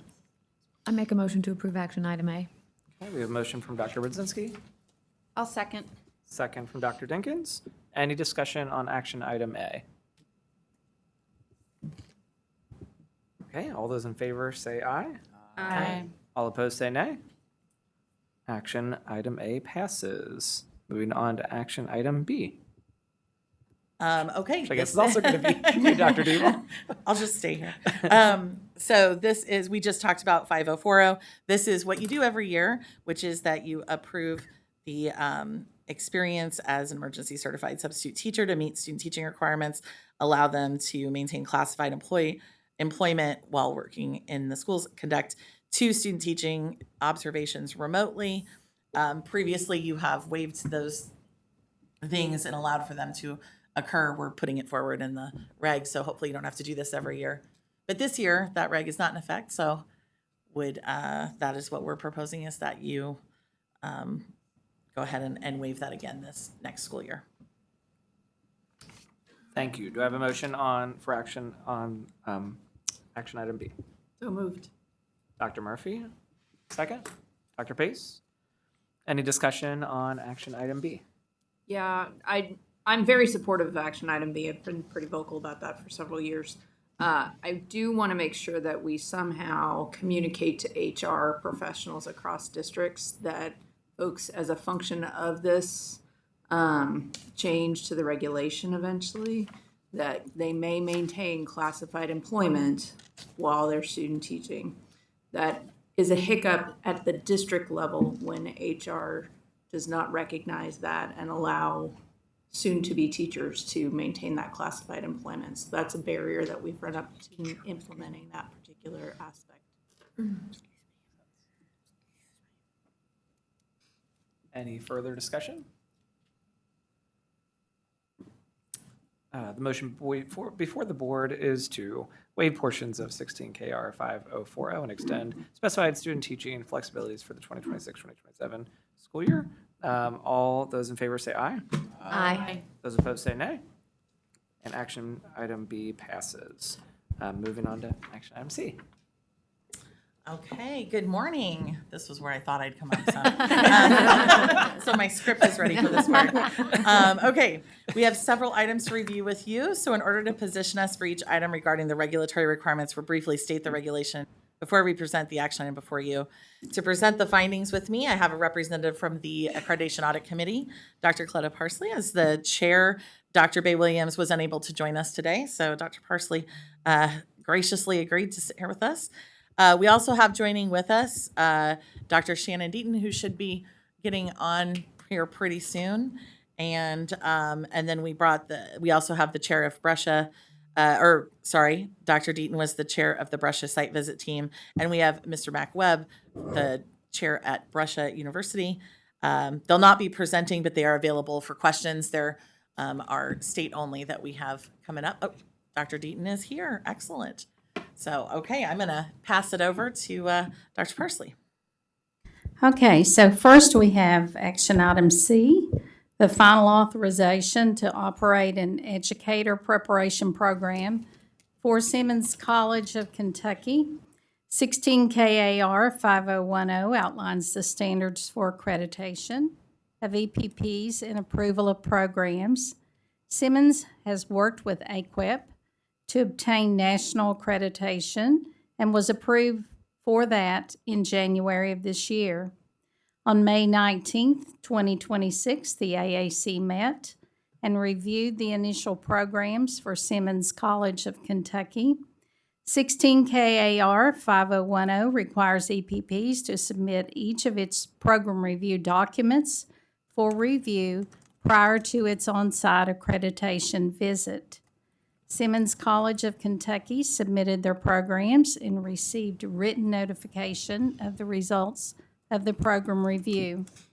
Pursuant to 16 KAR 5010, Section 19, the AAC recommends approval of the initial level educator preparation programs at Simmons College. Are there any questions?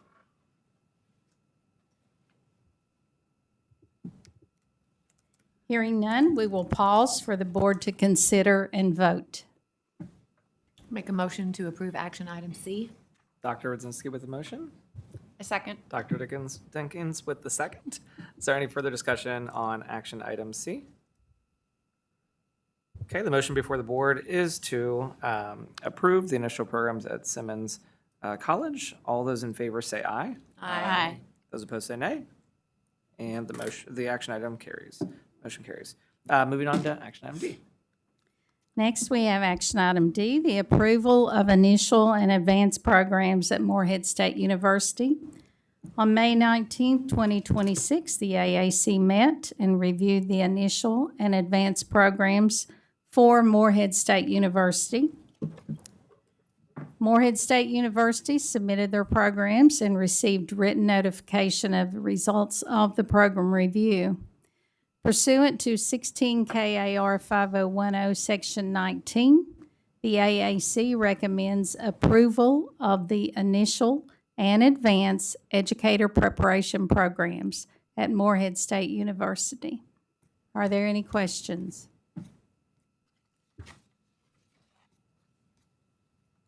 Hearing none, we will pause for the board to consider and vote. Great, thank you. Do I have a motion for action on the initial and advanced programs at Morehead State University? I make the motion to approve action item D. Great, Dr. Dinkins with the motion. Second. Dr. Ellis with the second. Is there any further discussion?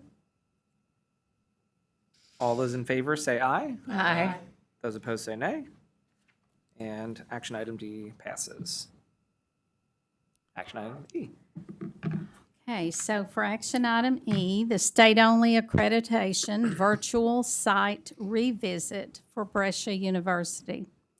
16 KAR 5010 identifies the requirements and processes for EPPs to demonstrate evidence of meeting standards for accreditation and program approval.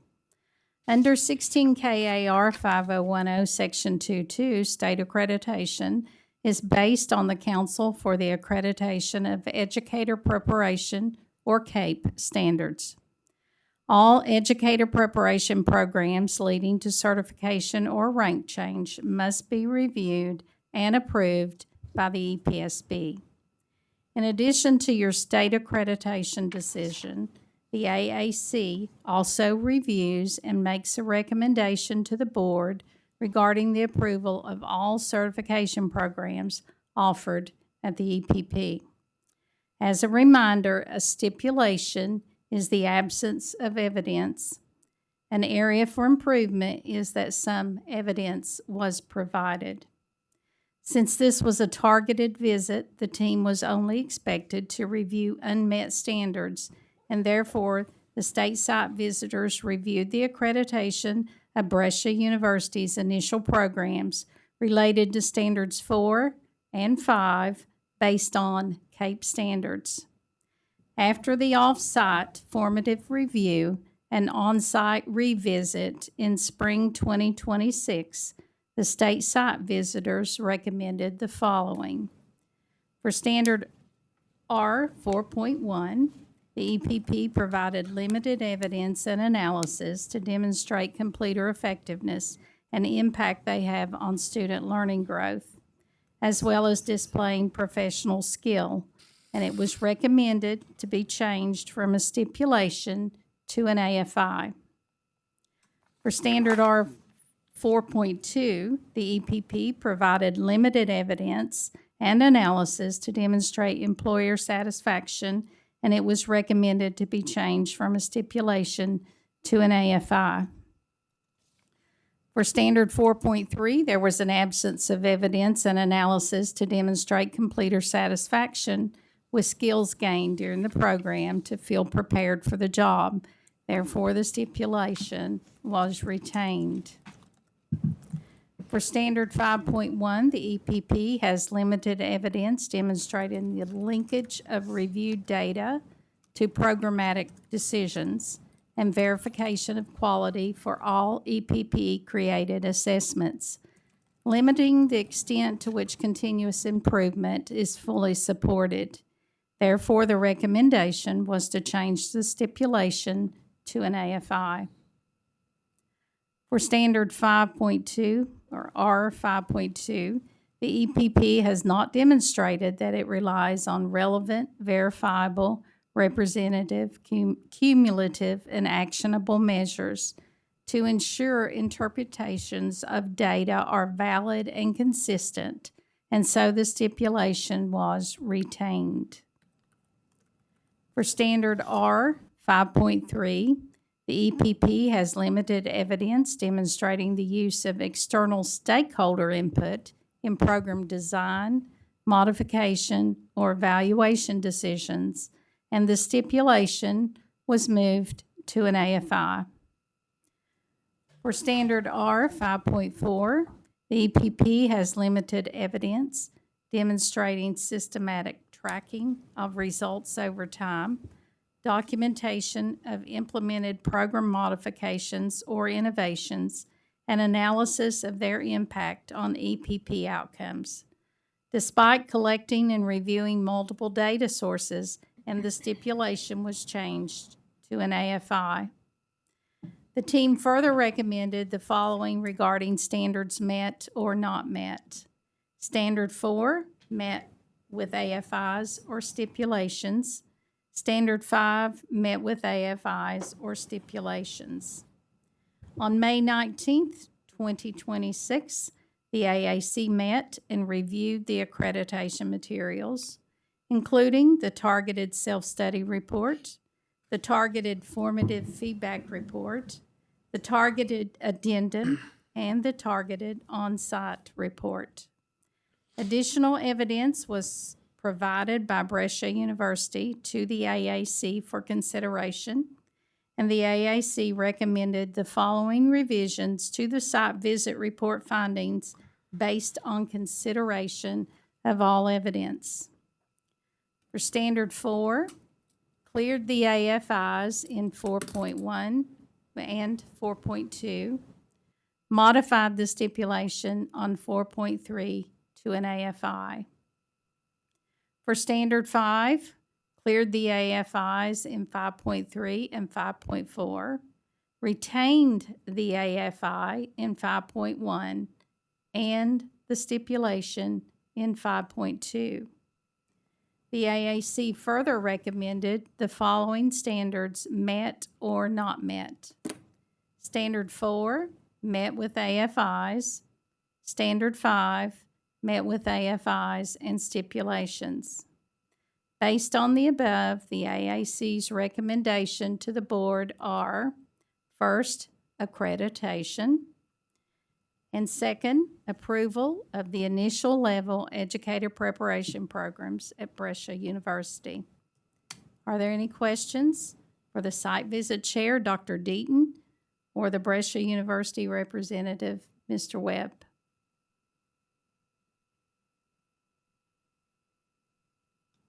I don't know if I have any questions. I'd like to take a moment to acknowledge the work of the review team. The first review is always challenging. A re-review is something that I don't know if we've actually ever authorized before as a board, and so it was a last moment effort. And so for our teams to take time away from their own campuses to continue to review, I think is a special acknowledgement of that work, because they do have day jobs. But I also want to recognize that Brescia has stepped up in ways that I think I'm pleased that we were able to give one more shot to move in that direction. I think it's in our best interest of our students who are currently there, who will continue to be able to be future teachers, and then teach students who want to attend that university towards their teaching and professional goals. So I don't have any questions, but I do have a lot of thanks and appreciation for the amount of time on all sides that went into this particular outcome. I'll go ahead and just ask a curiosity question before we move to potentially entertaining a motion. Just in light, Dr. Diebel, of like the earlier stuff we talked about and the information item is, kind of this whole being a state accreditation versus moving to the national models. Can you kind of give me, not having the EPP background that some of our members have here, like how that looks in the future for a place like Brescia, as far as like, so, if they were to get this approved today, then what potentially down the road does that look like for them?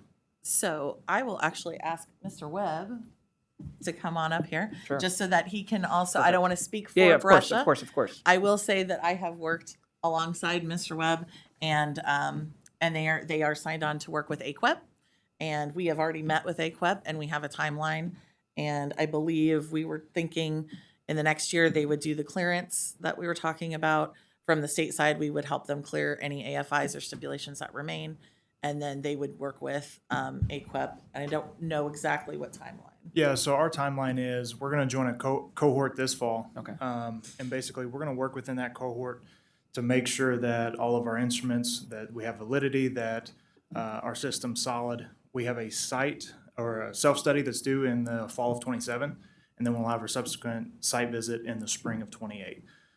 So that's our timeline, and one of the things was we're not going to sit on our hands for 7 years. We need that extra layer of support, being a smaller university, and so we're joining the cohort immediately, starting in the fall of 26. I'm happy to hear that. That's great.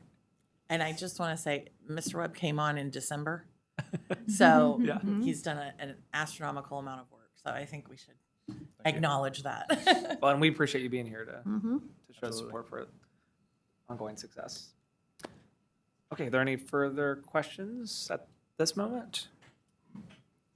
So do we have a motion for action on the state accreditation and program approvals for the initial programs at Brescia University?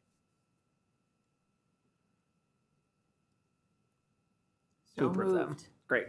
Okay, Dr. Murphy with the motion for approval. Second? Second. And Ms. Pittman there for the second. The motion before the board is to approve action item E. Chair, I need to recuse myself from Thank this you vote. for that note. Dr. Ellis? Is there any further discussion on the motion or still for our guests that are in front of us? Okay, hearing none. All those in favor say aye. Aye. Opposed, say nay. And the motion passes. Thank you.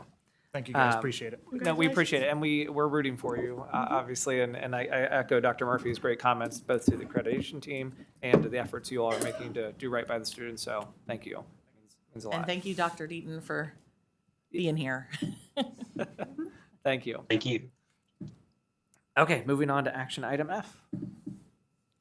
Okay, before Dr. Parsley presents our next item, I want to explain that we put this process in place for the state-only institutions to clear the EPSB issued AFIs and our stipulations prior to moving to a national accreditor. Kind of talked about this a little earlier. The institution will submit evidence that demonstrates that the standard has been met to be evaluated by the AAC. And if the AAC needs additional information or would like another cycle of evidence or any other issue they might want, they will send it back to be resubmitted and reviewed in the next AAC meeting. So we will only bring it to you when they feel that enough evidence has been provided to say that they meet the standard. If there is any question, it goes back to the institution and they will submit anything additional. So what we are bringing forward is the AAC has evaluated and determined is sufficient to clear it from their standpoint. So if the AAC finds the evidence submitted meets the standard, they'll make a recommendation to clear the AFI or standard from you all. Are there any questions about this process before Dr. Parsley recommends the clearance of AFIs for Midway University?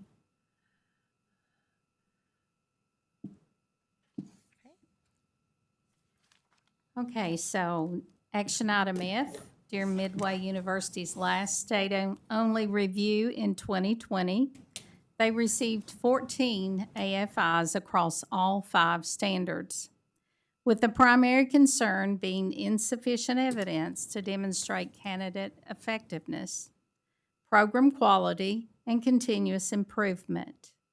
Most findings stemmed from the lack of multiple cycles of data, limited analysis of assessment results, and insufficient documentation of how evidence is used to inform program decisions. Midway University has made significant improvements in these areas and presented evidence to be considered by the AAC.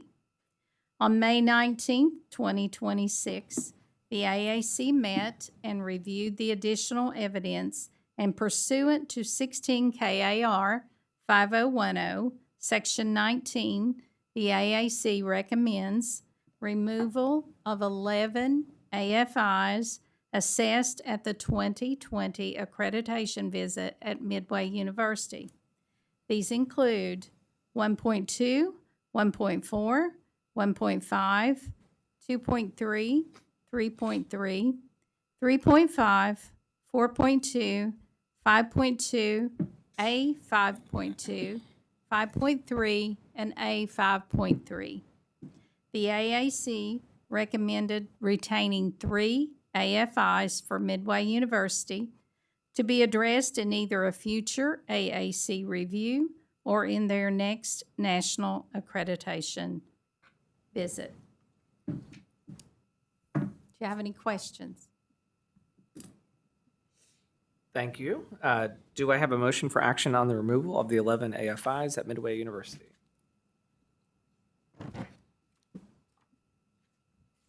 So moved. Dr. Dinkins with the motion. A second? Second. Dr. Ellis with the second.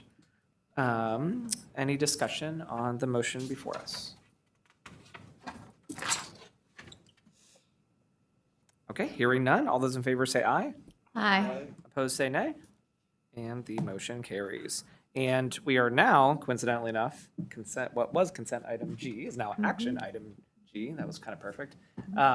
So I think, are we bringing anyone up specifically? I know that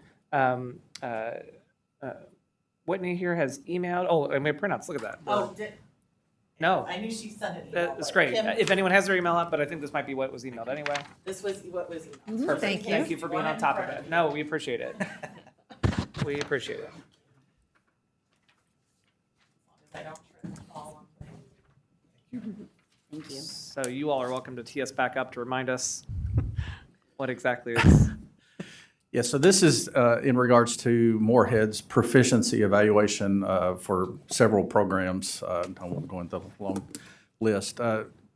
What I do want to preface your discussion with is the proficiency evaluation process is, I guess, been in place since 2018, 2019. And it is essentially, it's a blanket plan for our institutions that wanted an additional alternative route to implementing an already approved program. So that program that they're requesting has to be in place and approved currently. And so just wanted to let you know that that is the case. And this, the IECE plan was approved in 2019. And so just wanted to give you that information before your discussion may be helpful. I make a motion to approve action item G. Great. And just for clarification, and someone correct me on wording if we're not good with this, is there a second? Sorry. I'll get that first. We have Dr. Rosinski with the motion. The motion is to approve the proficiency evaluation plan for Morehead State University's initial undergraduate, still keeping the same wording, right? Business and marketing education, health and physical education, agriculture education, career and technical education, and advanced master's gifted education, just as worded on the original consent item. Perfect. So Dr. Rosinski with the motion. Sorry, thank you. Second. Dr. Ellis with the second. Wonderful. Any further discussion, questions? I just want to say thanks for clearing that up. I just read two different things, and I wanted to make sure that what we approved was what they were actually requesting. Thank you very much. We had a nickel for every time we told Dr. Rosinski, thank you for having an eagle eye on our paperwork. I would be able to retire today. So thank you, Dr. Rosinski, and thank you, team, for being so quick with those materials. So all those in favor say aye. Aye. Opposed, say nay. And action item G passes. That concludes our action items. We are now ready to consider waiver requests A through D.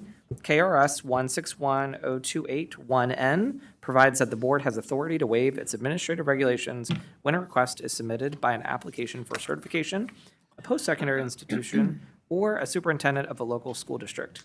When requesting a waiver, the requesting party must submit to the board a written request along with appropriate justification for the waiver.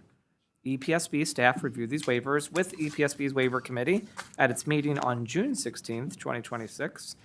The following are the waivers that the committee either did not formulate a recommendation for, or alternatively are recommending that the board deny.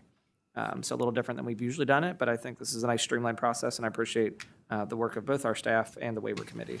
Sharon Salzman will present the waiver requests that we have not yet considered to the board, and the waiver committee chair, Kathy Gunn, will present the committee's recommendation, if any.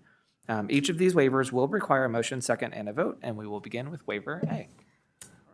So this waiver is submitted by Mercer County Schools on behalf of Carmen Sally, who's a certified elementary teacher with 7 years of experience. They state they are experiencing a shortage of qualified teachers, particularly in core subjects such as math. They have partnered with 3 universities to encourage option 9 as an alternative route.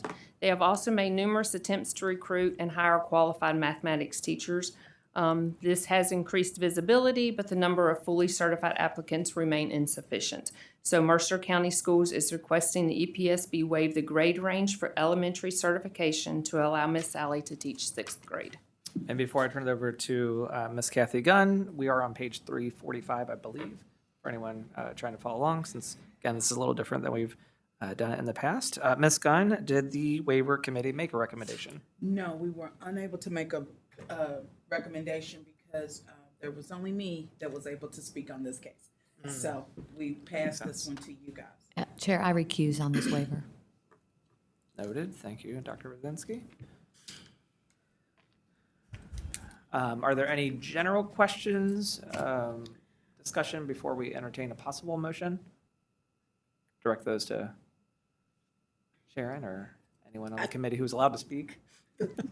I had a question, and it was just about, the Praxis plus 45 option, and I was just wondering, had that been explored to add to her credentials? Not at this point, it has not.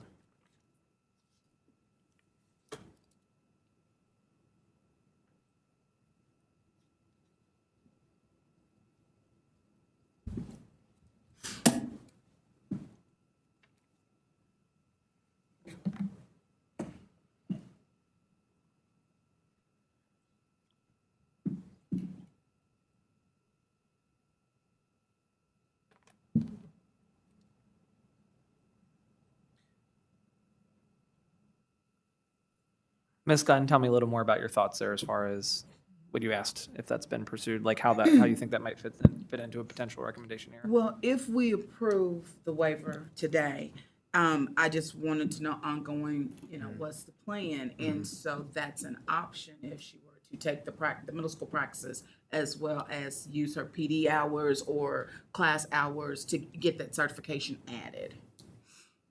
If the regulation that you all heard today is approved in August, then sixth grade will become an option for all of our elementary certified teachers, regardless of location. So currently you have the ability to do so in a self-contained space. So the request today is really reflective of the policy change that you all are considering. And my silence is, I know I'm on the committee. I was not in attendance at the meeting, therefore. But I have the same read on it. I would have been supportive had I been there, so. I move to approve. Great. Motion from Dr. Ellis to approve the waiver. Second? Second. Second from Dr. Murphy. Any further discussion on waiver A? Hearing none, all those in favor say aye. Aye. And all those opposed say nay. The waiver is approved. Moving on to waiver B. And that's on page 371. So this is Nelson County has submitted this waiver because they are having a hard time finding qualified teachers for a physics position. This candidate is certified in business and marketing and aviation technology. They have numerous open science positions, and this candidate would be teaching physics for 20% of their day. The class is at a local airport supported by this candidate and other aerospace professionals. So the EPSB, they are asking the EPSB to waive the number of years an emergency certificate can be offered and issue a. Thank you. Ms. Gunn, does the waiver committee have a recommendation? The waiver committee reviewed the waiver request submitted by the school district, but did not find exceptional circumstances to justify the waiver. Therefore, the committee recommends that EPSB deny the waiver request. And the purpose was because it's the fourth request. So we've waived it 3 times. What's the ongoing plan? Thank you, Ms. Gunn. Is there a motion for action on this waiver? Make a motion to approve the denial, to deny. I withdraw all of that. I make a motion to deny waiver B. Dr. Rudzinski with the motion to deny waiver B. Is there a second? Second. Second from Dr. Murphy. So the motion on the floor is to deny waiver B. Is there any further discussion? I think, Ms. Gunn, I fully endorse your logic there. And yeah. Okay. So not hearing any further discussion, the motion before the board is to deny waiver B. All those in favor of denying, say aye. Aye. Opposed, say nay. And the waiver is denied. Moving on to waiver C. Okay, so this was submitted by the Office of Career and Technical Education on behalf of Dakota Eldridge, an aviation technology teacher. OCTE states that it does not recommend approval of the submitted waiver as the applicant does not meet the required experience. However, Mr. Eldridge meets the recency requirement of 2 years within the last 5 years. However, they only have 3 years of experience and not the 4 years required by regulation. The candidate further reports that he has completed a Master of Science degree in Aerospace Aviation Education that is pending conferral. He also possesses a professional certificate for teaching social studies, grades 8 through 12, middle school social studies 5 through 9, and a professional certificate for physical education, all grades, and a statement of eligibility for veterans of armed forces. So notwithstanding OCT's lack of support for this waiver, Mr. Eldridge does request that the EPSB waive the years of experience and issue the 1-year provisional. Thank you. Ms. Gunn, does the waiver committee have a recommendation? The waiver committee reviewed the waiver request submitted, although not recommended for approval by the Office of Career and Technical Education. We also did not find exceptional circumstances to justify the waiver. Therefore, the committee recommends that EPSB deny the waiver. And there were also some missing certifications that are required that this person did not have. Thank you. Is there a motion for action on waiver C? I move to deny waiver C. Motion from Dr. Murphy, second. Second. Second from Dr. Ellis. Is there any, the motion before the board is to deny waiver C. Is there any further discussion or questions? Hearing none, all those in favor of denying waiver C, say aye. Aye. Those opposed, say nay. And waiver C is denied. Waiver D. All right, this is also another Office of Career and Technical Education, and they have submitted this on behalf of Stephanie Sheets for Business and Marketing. OCT states that they do not recommend the waiver approval as a candidate does not meet the requirements for occupation-based certification. They have completed an Option 6 program and currently hold a professional certificate for middle grades math and a professional certificate for teaching business and marketing.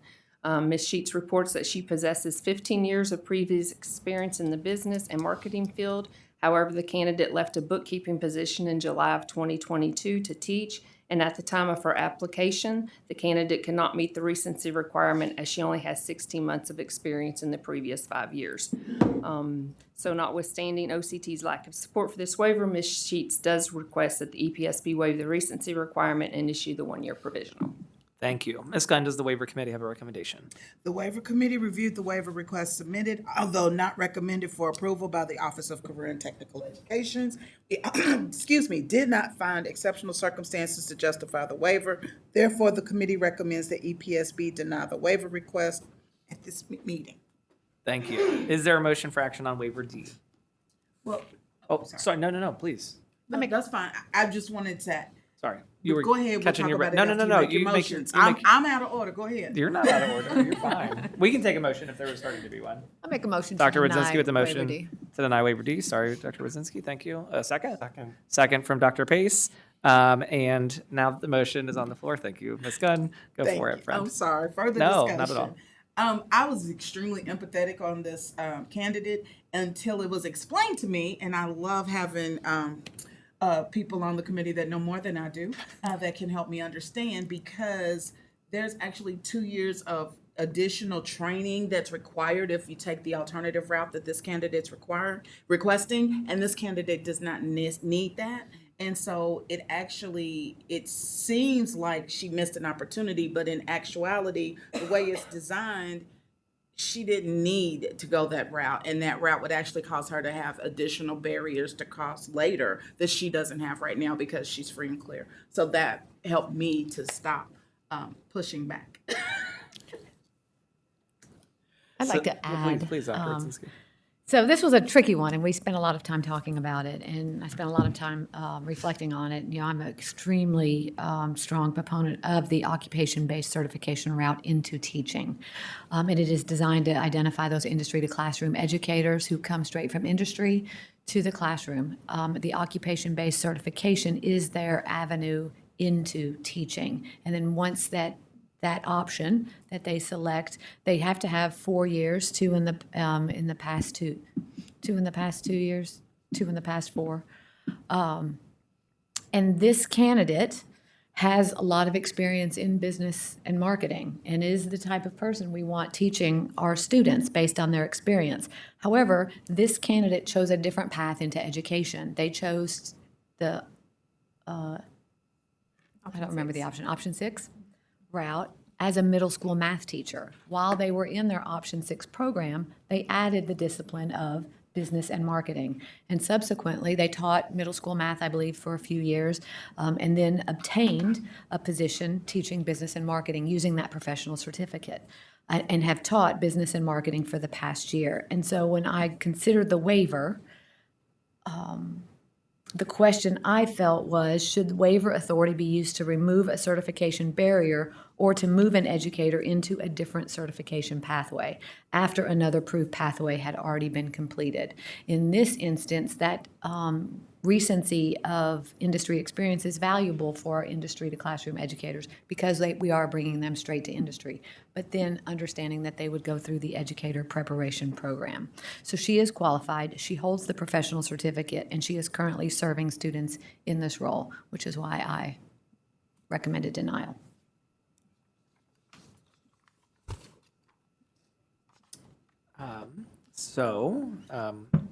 Losing track. Did we we already had our motions, yes, because Ms. Gunn came in at the other part. Apologies. So the motion that has been made before the board is to deny waiver D. Is there any further discussion or questions, especially in light of the comments just shared from some of our committee members?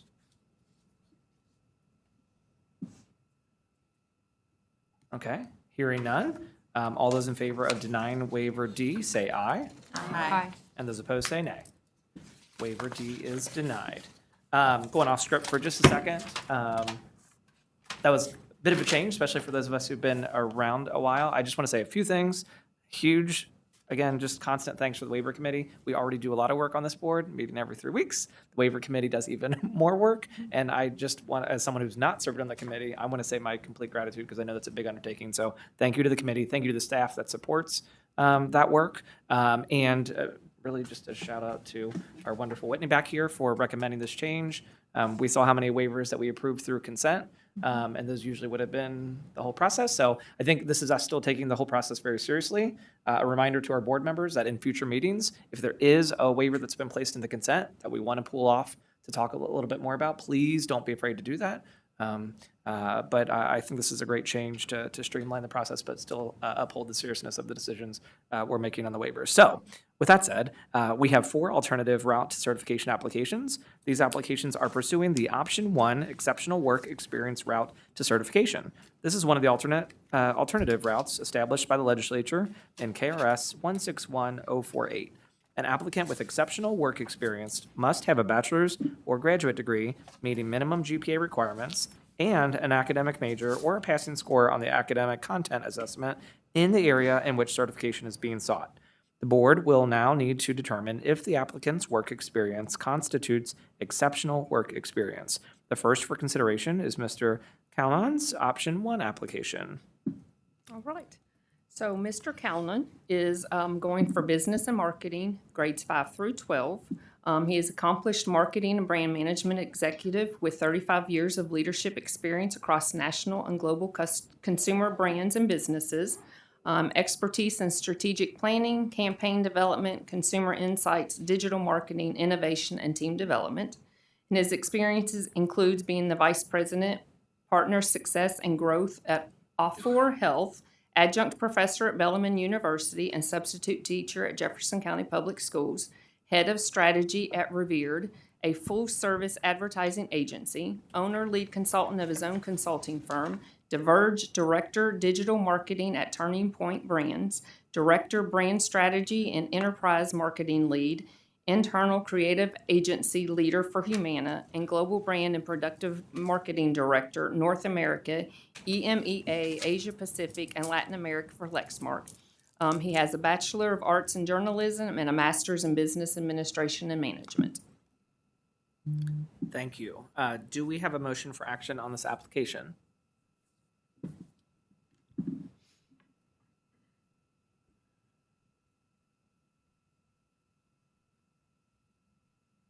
Or even potential questions if you want to ask before we make a motion. Discussion, but I don't know if we need a motion. I don't, just, you can ask a question. We still have the rest of the table. Okay, so my question is, this candidate is applying for the alternate route through exceptional work experience to teach business and marketing, I believe, correct? And as we just saw with the waiver, there is a path through the occupation-based certification for this candidate. And my interest is, if they went the occupation-based, did they explore the occupation-based certification route? And if they explore the occupation-based certification route, they would then participate in the education preparation portion of the occupation-based certification route. I don't know if that was discussed, but based on reading their background, they have the experience that we would need. They are applying for or seeking certification in an occupation-based certification route. And when I look at alternate routes, just philosophically, I look at those areas like music and art and theater, where it's very difficult to find somebody who went through a traditional teaching program in order to obtain those certifications. But I do know that there is an established route with professional training in educator preparation through the occupation-based certification route. And so I was going to wait and say that after there was a motion, so. I think and clarify me, I might need some clarification. If they go through the alternate route this way, they would be issued the professional certification and there would be no educator prep, correct? So I can share, during the review process, we work diligently to identify those candidates that may qualify for occupation-based and consult with them. Provide that option to the candidate as well. Currently, I think the deciding factor in a lot of cases is due to the requirement of the job offer for the occupation-based versus the option one. Okay. So in the future, when we're doing these changes to certification, aren't we removing, or isn't it in the process of being removed, that there be a job offer before they are issued the occupation-based certification? I feel like that is sticking in my brain somewhere. That is either being discussed or is proposed. So yes, they are working on their 2020, which is their certification regulation, in regards to that, along with several other potential changes. So this candidate does not currently have a job offer and is just seeking the alternative certification? That was my understanding, yes.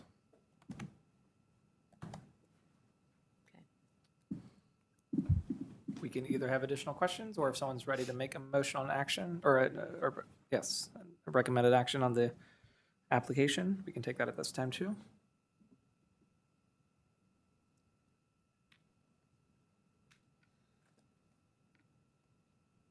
Or if it helps someone feel comfortable to make a action recommendation, we can have further comments and questions now.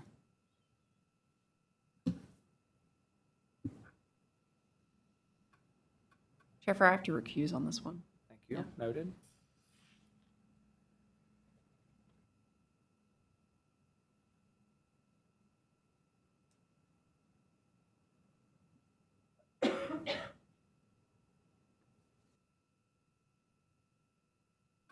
I think my challenge here in not knowing where I want to lend my support is just not knowing the full-time nature of this work. Contract work is very, and that has come up pretty routinely. I think we've now asked on the waiver committee that when work experience is defined for us, that we ask that question of whether it's full-time, part-time, or whether we can cobble together things. And I see a lot of lists, I see a lot of various experiences, but there's also contract assignments. And so I just don't know, I don't know whether I can lend support to the work experience as it's been laid out.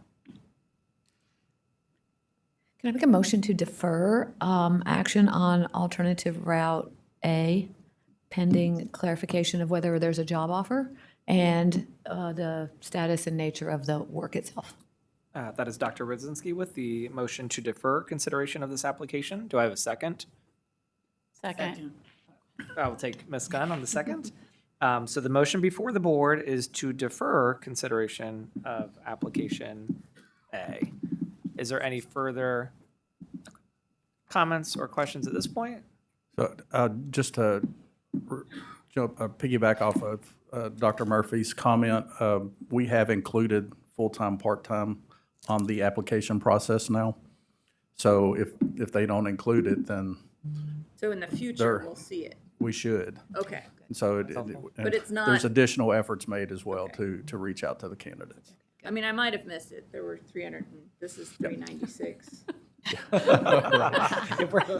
that's just the open. Possible. That's why That's just the I open just session don't know. materials. So yes, Yeah. it is. So another thing to note, staff has discussed the development of a rubric to use when preparing materials around option one. I think that will help with having a more defined process for the recommendations moving forward. Thank you for that, Dr. Brewer.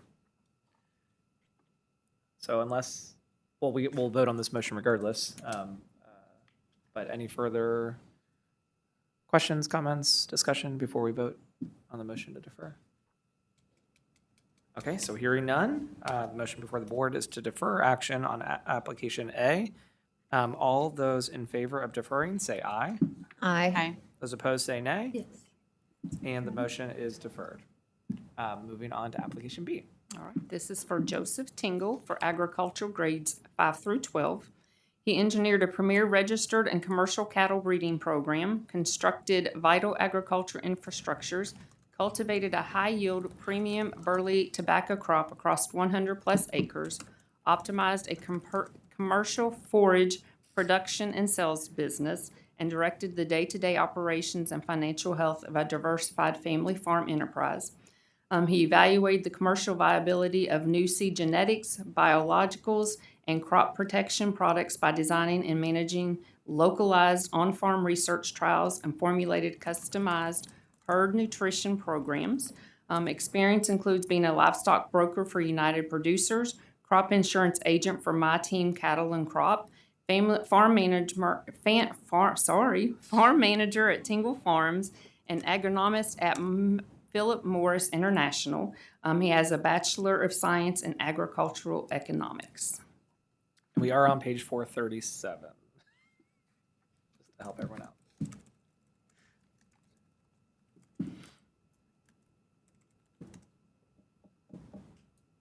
Don't want to rush anyone, but if there is a motion for action on this application, we can take it, or if we need to look at some things a little more or ask questions, that is okay too.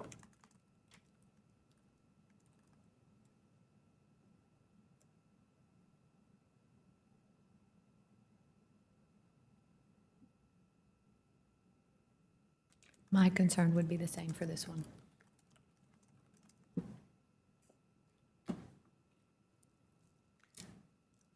Now, when you say same concern, Dr. Rudzinski, do you mean that you needed some extra clarifying information, or just that there's the other? Yeah, I believe that occupation-based route for agriculture, especially when you're looking at 5 through 12 for agriculture, and there is another approved route. I don't know, there's not one for agriculture. Disregard, I withdraw that. Okay. I make a motion to approve. Alternate route B. Yeah, we all learned something today. Yeah, I don't know much about agriculture. I was going with you. That's not my area of Okay, expertise. so the motion on the floor from Dr. Rudzinski is to approve this application. Do we have a second? Second. Dr. Ellis with the second. And now, if there's any further discussion or comments or questions, happy to entertain that.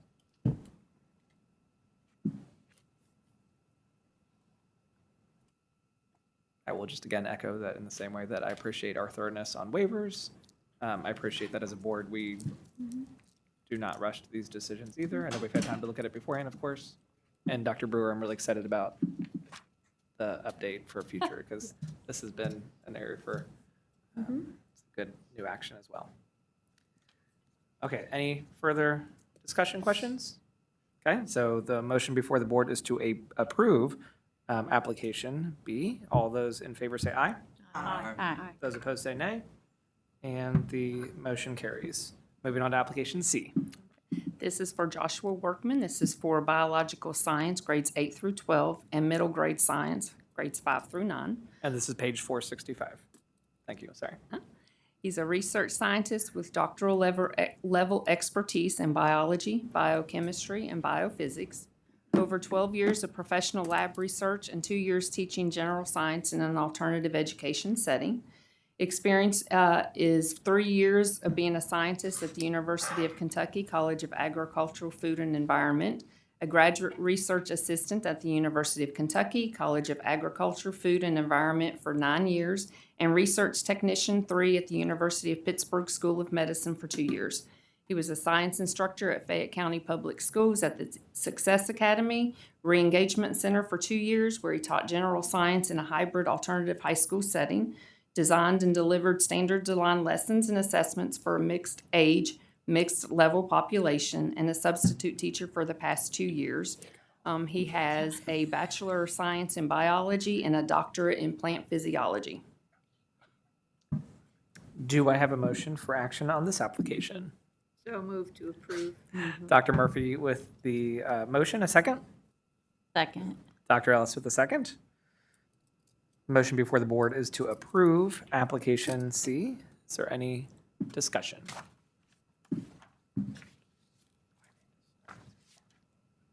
Hearing none. All those in favor say aye. Aye. Aye. Opposed say nay. And the application is approved. And finally, application D. This is for Angela Williams for music, all grades. She is a performance psychologist, educator, and interdisciplinary leader with over 19 years of experience, expertise in emotion regulation, music educator, and student support advocate, professional vocal coach with Angelia Williams Enterprises, who has developed and implemented tailored lesson plans enhancing music theory comprehension, practical techniques for diverse student needs, cultivated a network of artists and educators, and coach singers to improve their vocal technique, tone, range, and performance skills. She was a general music teacher for 1 year at Jackson Madison County Schools, where she organized engaging classroom experience and curriculum evaluation aligned with Tennessee state standards, collaborated with faculty to deliver innovative instructional approaches, 2 years of experience as a K-8 music teacher, where she led all music programming for school events and designed and executed music curriculum. She was voted Nashville's Best in Business as vocal coach. She has a Bachelor of Arts in Music, a Master of Psychology with an emphasis in life coaching, and a Doctor of General Psychology with a focus in performance psychology. Thank you. Is there a motion for action? And again, we're on 5:15. I think most of you got there. But I make a motion to approve. a motion from Dr. Dinkins to approve. Second. Second from Dr. Murphy. Motion before the board is to approve application D. Is there any further discussion or more time needed to for further review?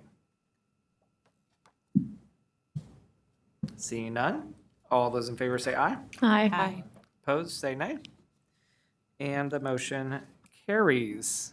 Thank you, by the way. I will now open the floor to any board members for board comments.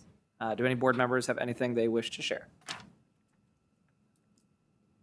I would like to revisit a conversation that we had since we've had a change in our legal counsel. Back a few months ago, I discussed the vocational principal certification and had requested some data on the number of people who currently hold that certification. And since we are looking at certifications, part of that discussion was exploring some type of pathway for those people who currently hold vocational school principal certifications, an avenue for them to earn the principal K-12. And I just want to follow up on that. I appreciate your follow-up. We will make sure, Dr. Wazinski, we get some information. Any other board members like to share anything? Okay. At this time, I believe we're ready to go into closed session pursuant to KRS 618101C and J to discuss character and fitness reviews, potential actions relating to educator complaints and reports, and pending litigation. Is there a motion to go into closed session? So moved. Dr. Ellis with the motion. I'll take a Dr. Murphy for the second. The motion before the board is to go into closed session. Is there any discussion? Hearing none, all those in favor say aye. Aye. Opposed say nay. And the motion carries. We have now moved into closed session. We will take a 10-minute lunch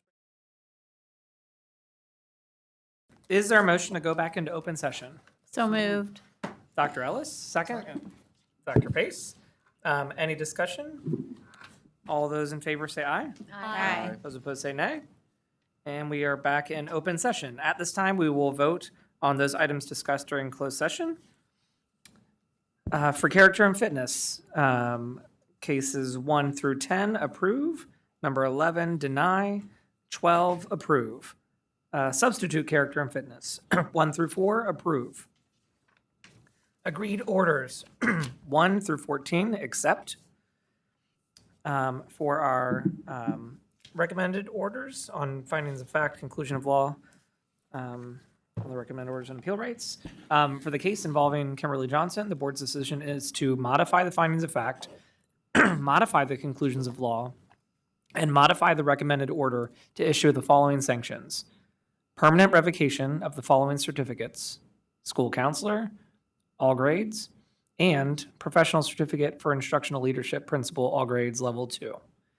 inability to apply for or hold any advanced educational leader certificate, including but not limited to any certificate issued in 16 KAR Chapter 3, suspension of all remaining educator certifications for a period of 90 days, a fitness for duty evaluation prior to reinstatement of such certificates, 12 hours of board-approved training prior to reinstatements of such certificates, and a probation period of 5 years after reinstatement of such certificates, during which time Johnson will continue to submit annual written progress reports from a medical provider until being released from treatment. Failure to comply will result in an administrative suspension pending satisfaction of this condition, and any disciplinary action or violations of KRS 161120 or 16 KAR 1020 will result in Johnson's professional certificates being automatically suspended for a period of 1 year and subject to any additional sanctions by the board pursuant to KRS 161120. For the case involving Thomas Russo, the board's decision is to accept the findings of fact, accept the conclusions of law, and accept the recommended order, hereby permanently revoking Russo certifications. Excuse me. For the case involving Adam Weir, the board's decision is to modify the findings of fact, modify the conclusions of law, and modify the recommended order to issue the following sanctions: a suspension of professional certificates for a period of 1 year, 20 hours of board-approved training prior to reinstatement of such certificates, and a probation period of 5 years after reinstatements of such certificates, during which time any disciplinary action or violation of KRS 161120 or 16 KAR 1020 will result in Weir's professional certificates being automatically suspended for a period of 1 year and subject to additional sanctions by the board pursuant to KRS 161120. Moving on to educator cases. Educator case 1, approve the PRC agreed order. 2 and 3, further investigation. 4 through 7, accept the PRC agreed order. 8 through 10, further investigation. 11, dismiss with prejudice. 12, further investigation. 13, approve the PRC agreed order. 14, further investigation. 15 and 16, approve the PRC agreed order. 17, dismiss with prejudice. Cases 18 through 25, further investigation. Cases 26 and 27, approve the PRC agreed order. Cases 28 and 29, dismiss without prejudice. Case 30, defer for training, educator ethics training. 31, dismiss without prejudice. 32, approve the PRC agreed order. 33, further investigation. 34, approve the PRC agreed order. 35 through 43, further investigation. 44 and 45, admonish. 46 and 47, further investigation. 48 and 49, dismiss with prejudice. 50, initiate a hearing. 51, further investigation. And 52 and 53, initiate a hearing. Lisa Rudzinski, yes to all. We usually don't. But if you want to do that, okay. Scotty Collier, yes to all. Elizabeth Dinkins, yes to all. Corinne Murphy, yes to all. Amanda Ellis, yes to all. Nick Pace, yes to all. Meredith Pittman, yes to all. Kathy Gunn, I recuse myself for recommended order number 2 and yes to all others. CJ Fryer, yes to all. Recuse on agreed order number 3. At this time, I will need a motion to adjourn. So moved. Dr. Murphy Second. and Dr. Ellis with a second. Any discussion? All those in favor say aye. Aye. Those opposed say nay. We are now adjourned.